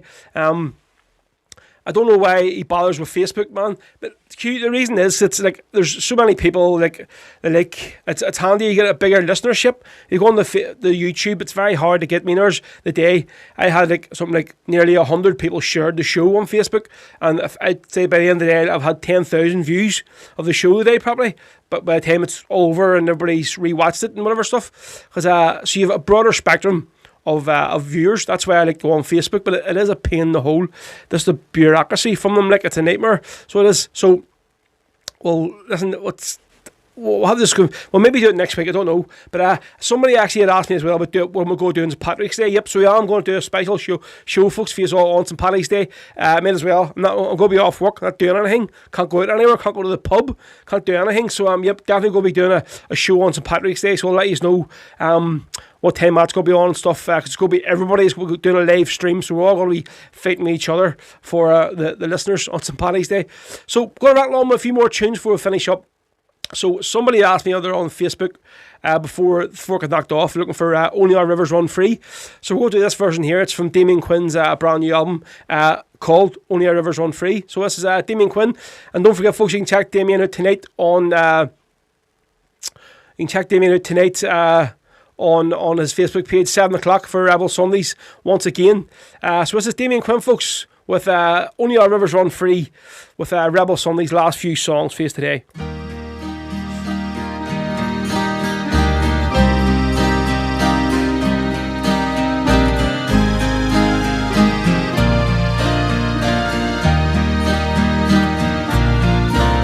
When apples still grow in November, when blossoms still bloom from each tree, when leaves are still green in December, it's then that our land will be free. I wandered her hills and her valleys, and still to my sorrow I see a land that has never known freedom, and will only our rivers run free. I drink to the death of her manhood,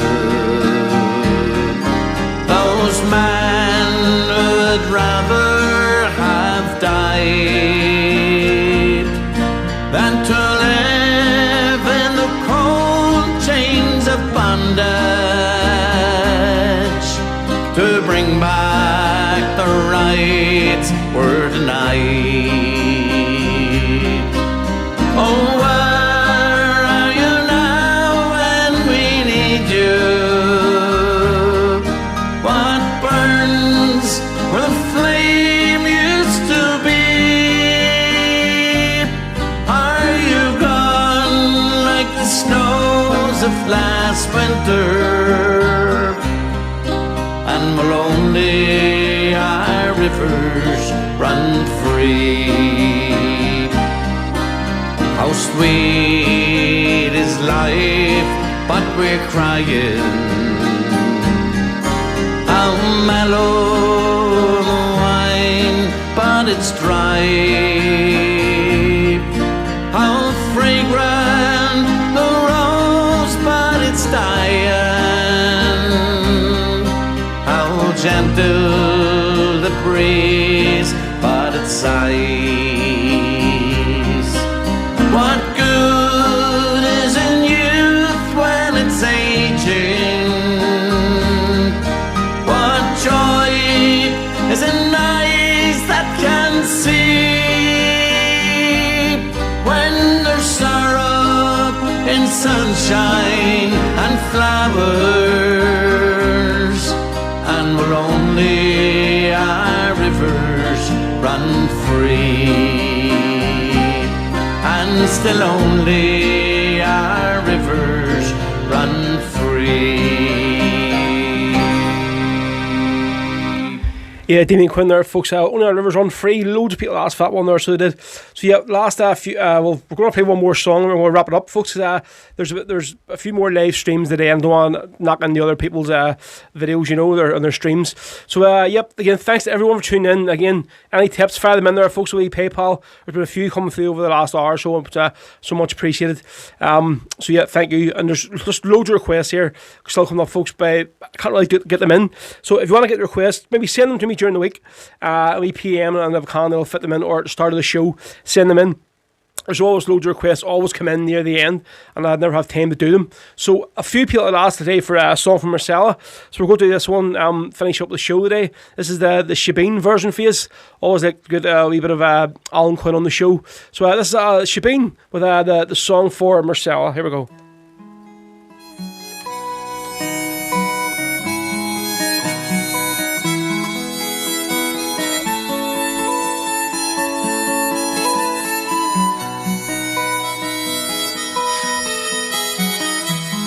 Doesn't seem quite so long ago,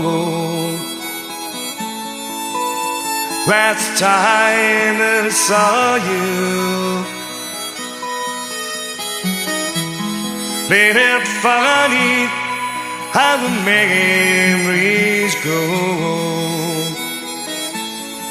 Seems they always fall around you. Tried to break you in living hell. Oh, but they couldn't find a way. So they killed you in an H-block cell and hoped that all would turn away. Thought your spirit wouldn't rise again. Oh, but you did to prove them wrong. And in death, you tore away the chains to let the world hear freedom's song. Yep, the heartache and pain linger on. They're still here, though it's so long since you've gone. But we're stronger now. You showed us how. Freedom's fight can be won.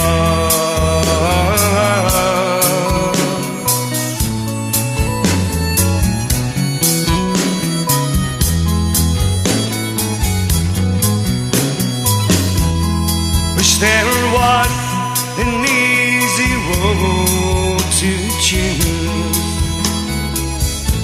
and to bring this heartache to an end. But easy roads are always sure to lose.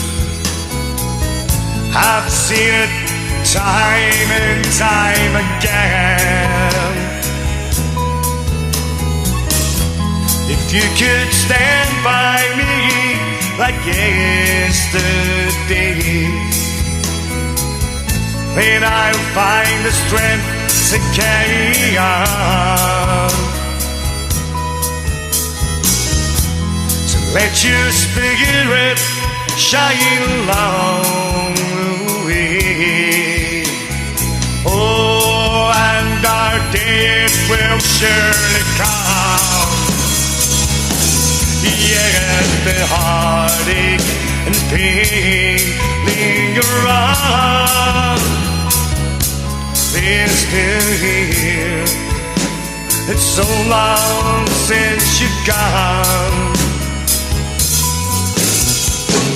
But we're stronger now, 'cause you showed us how. freedom's fight can be won. Oh, if we all stand as one.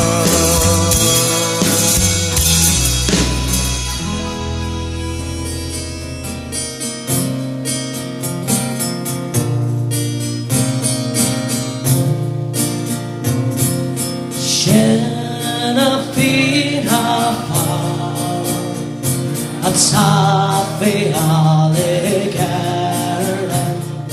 Queens are slow her tien the rannikum they fudge face hair Shantin a shin share pasta the akbar Pantera not Pantal and dots I in Sabar Noel they gone their kill on was no sell they gone their scrape they labot now be lit Charlotte cannon around the veil. Thanks very much. Good night. God bless you. You have been listening to Rebel podcast of Rory Carson. To listen to this and past episodes again, and to also check out future episodes, keep an eye on our official SoundCloud page. We're also available on all social media outlets. Just search Rebel podcast. Bhí sé bhgéisteach an sin leis an fád cruúlaí Rebel le Rory McCarson.